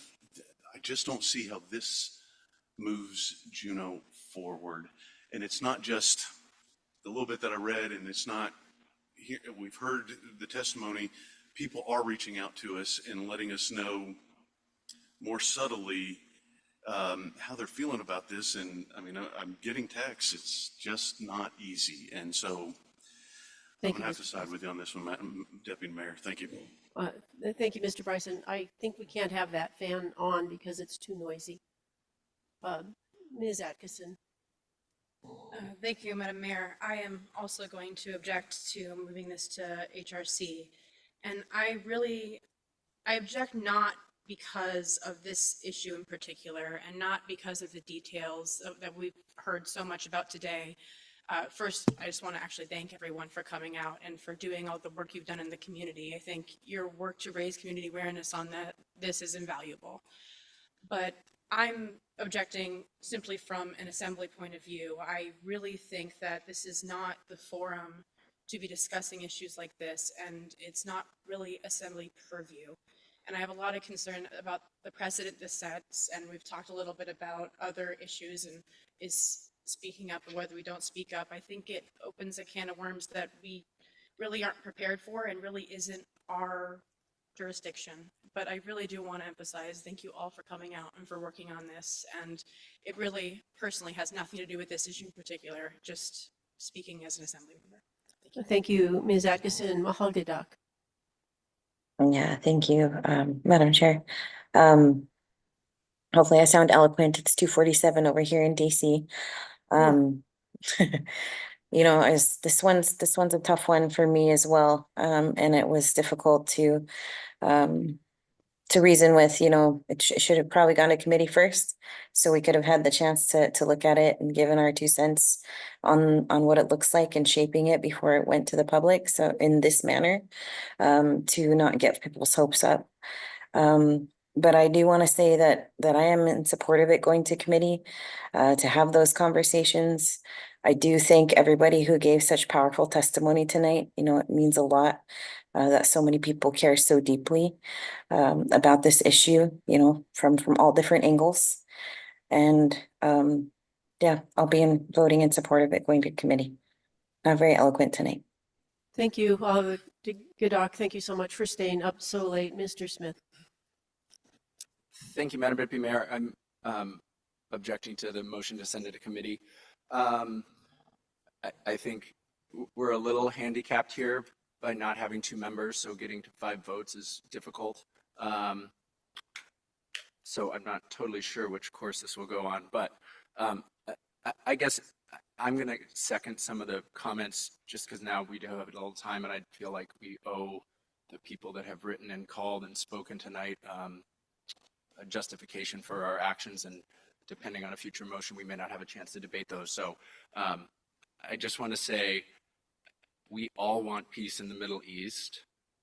I think we all want people to stop dying in Gaza, but the Juneau Assembly should, I believe, focus its time and energy on things that we can actually make an actual impact on. And I have concerns on precedent for this. I asked Ms. Clark respectfully, and I've wondered the same.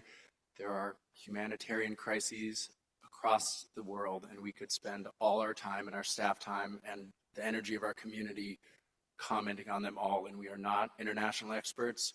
We are people that live downtown and whatever, and, you know, eat at the Rookery and whatever. It's like we are just normal people. We are not international experts. This is not in our purview. On our assembly agenda tonight, we had things about homelessness, property tax, school funding, tourism management, a possible second crossing, streets, public infrastructure, housing, buses, and public transportation. That, I believe, is what we and our staff need to be focusing their time on. I am grateful for you all speaking and sharing your voice and using your voice, and you should continue to do it. I have serious concerns about setting a precedent for the assembly speaking out on issues that we are not experts on and do not understand. So I'm going to vote against sending this to committee. I think we either need to deal with it tonight in one way or another, and I'll probably vote to or move to postpone indefinitely if this vote fails. Thank you, Madam Deputy Mayor. Thank you, Mr. Smith. Ms. Wall. Thank you, Madam Deputy Mayor.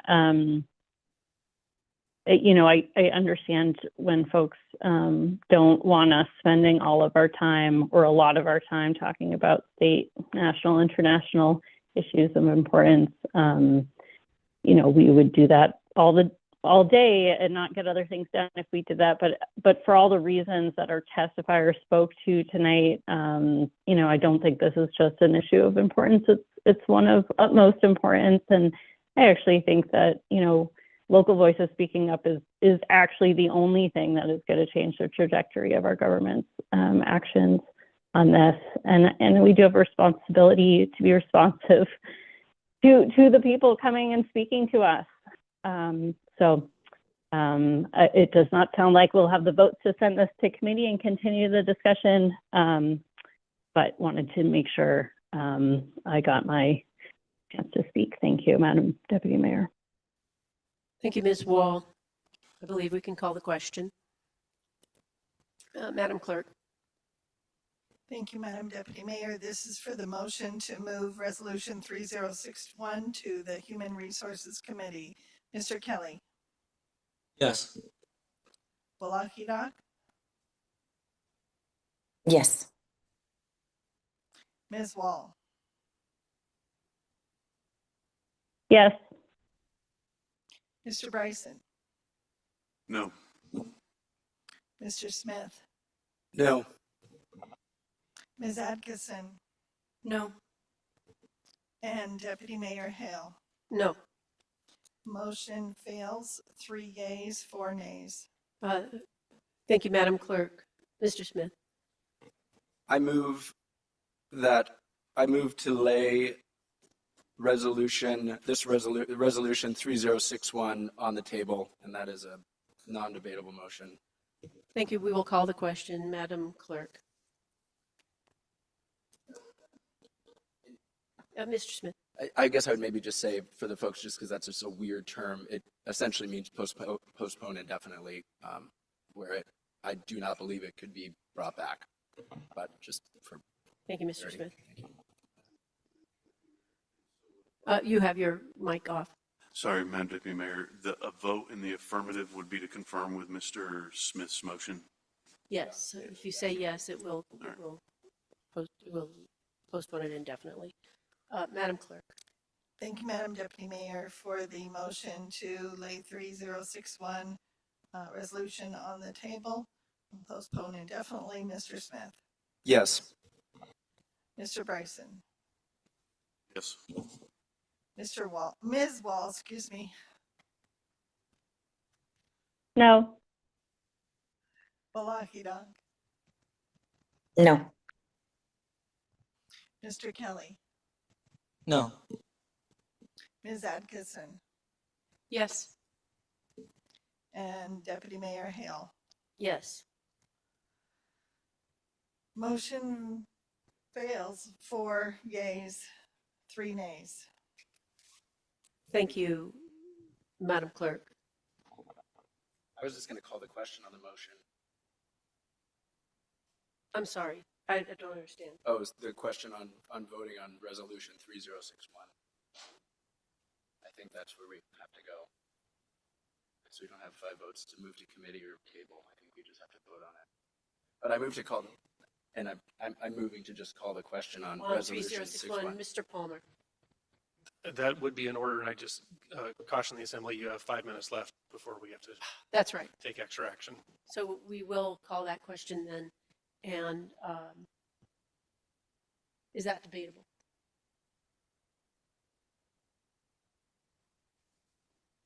It's not debatable. Thank you. Thank you. Madam Clerk. Thank you, Madam Deputy Mayor. So for the passage of resolution 3061, Mr. Kelly,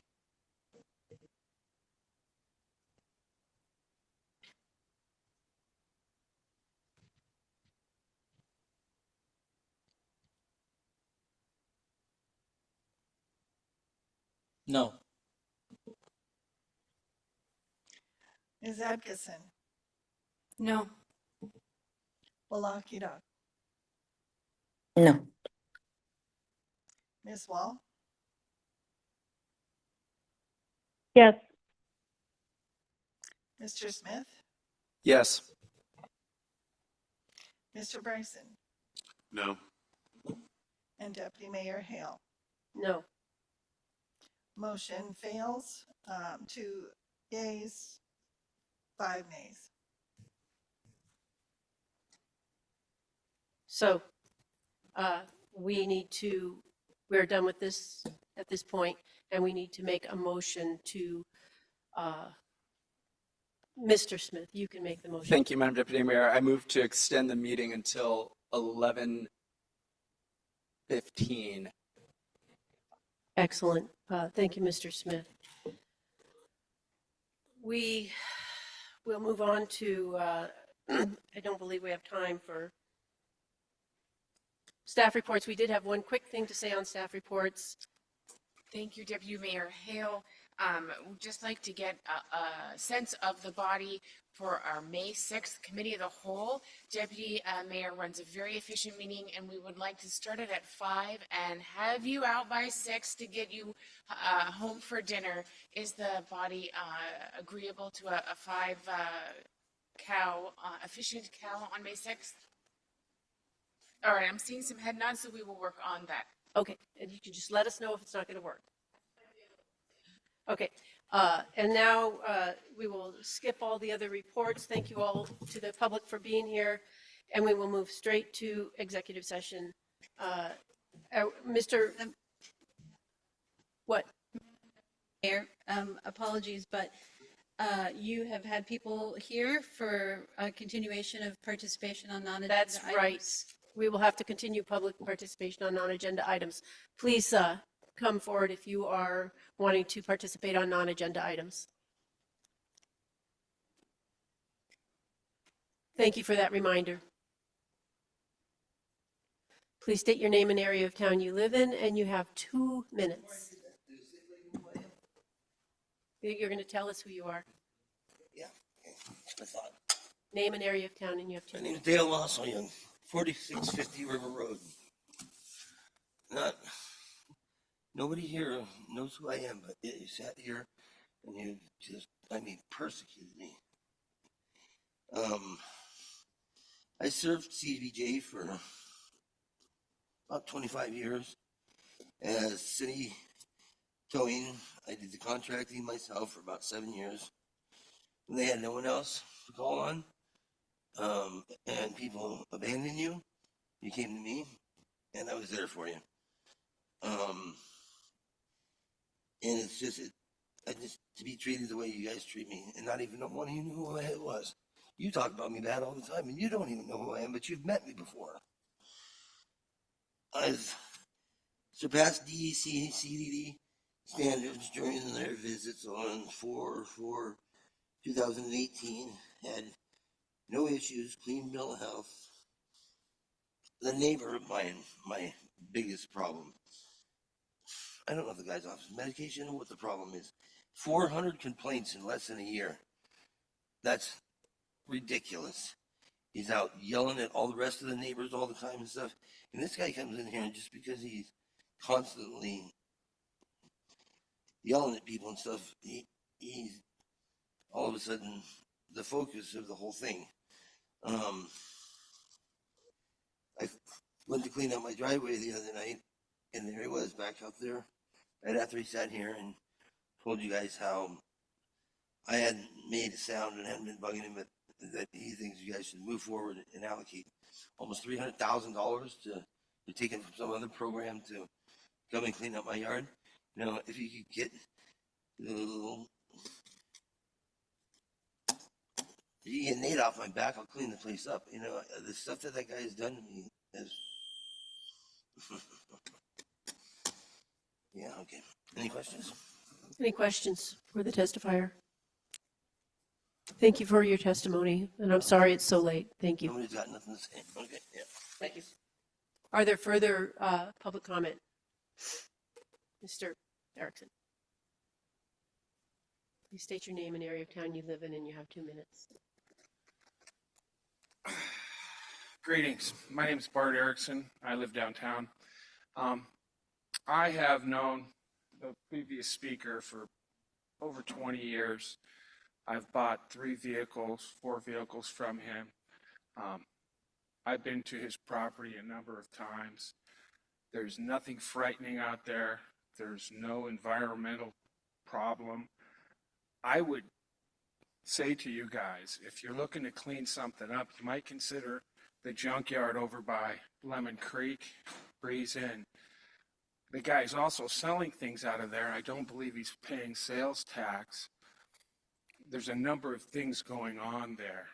And I think you're woefully misinformed on exactly the property. I don't know how many of you have been out there, looked at it, but to go through and try to ruin someone's life like this will do is plain and simple wrong.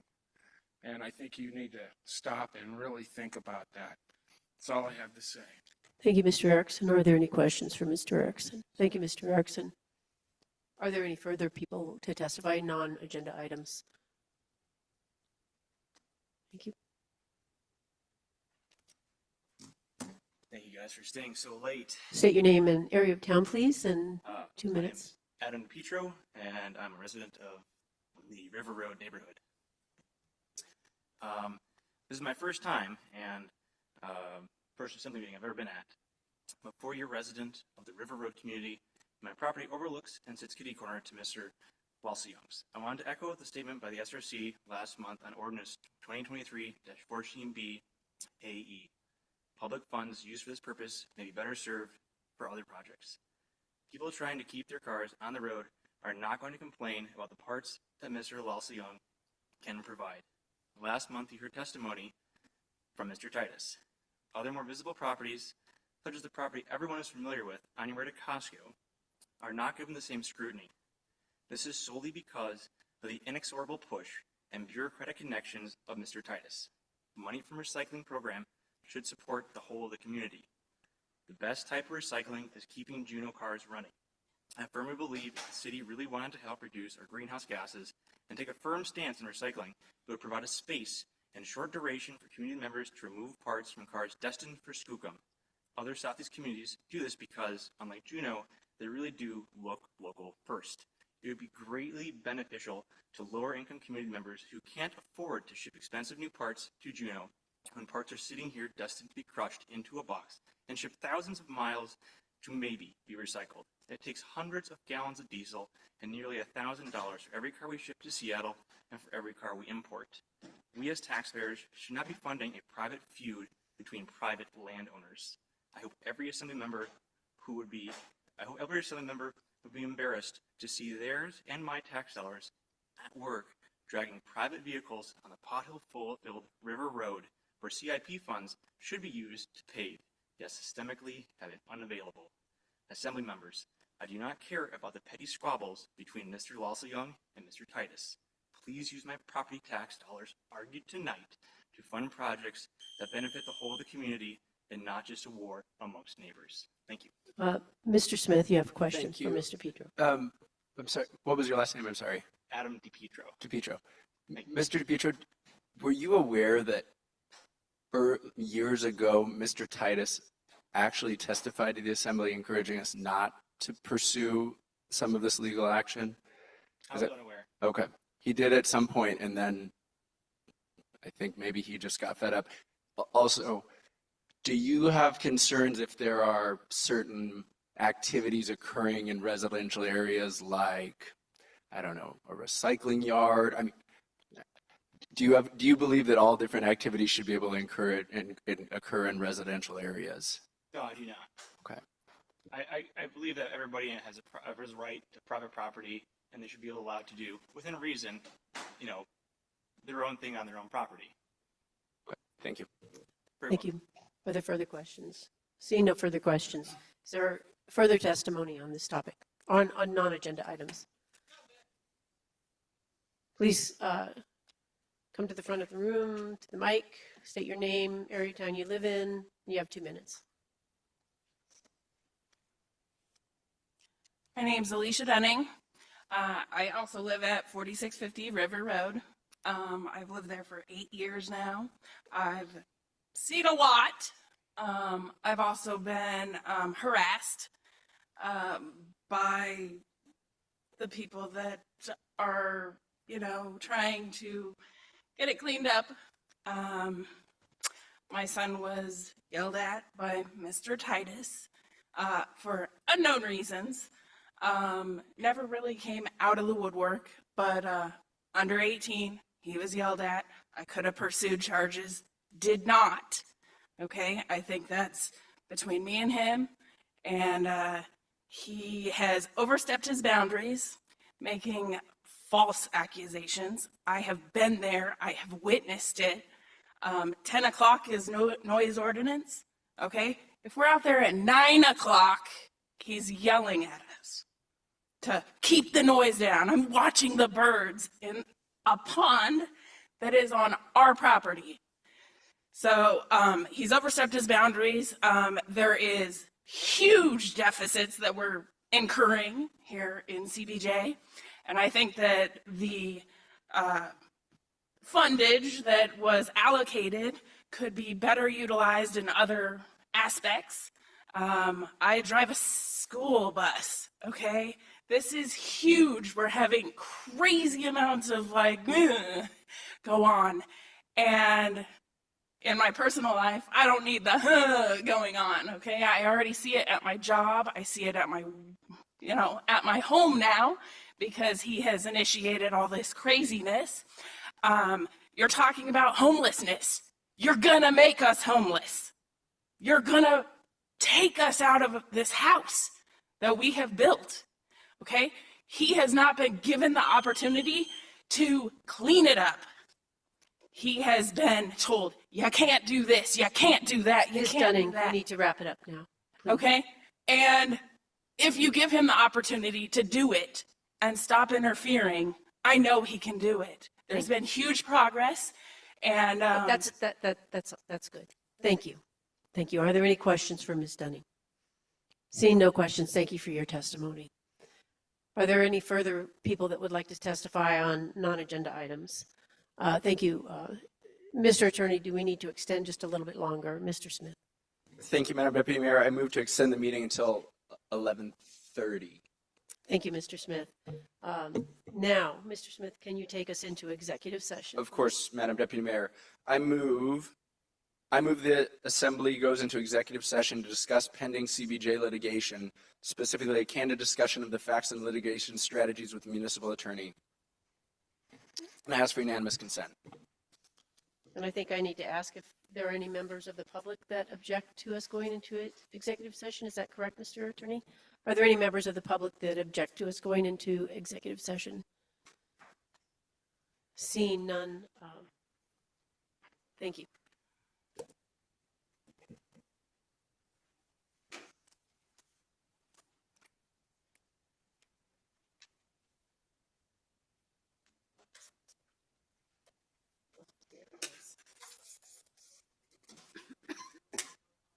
For those members on Zoom, we will now end. Let's take 2 minutes.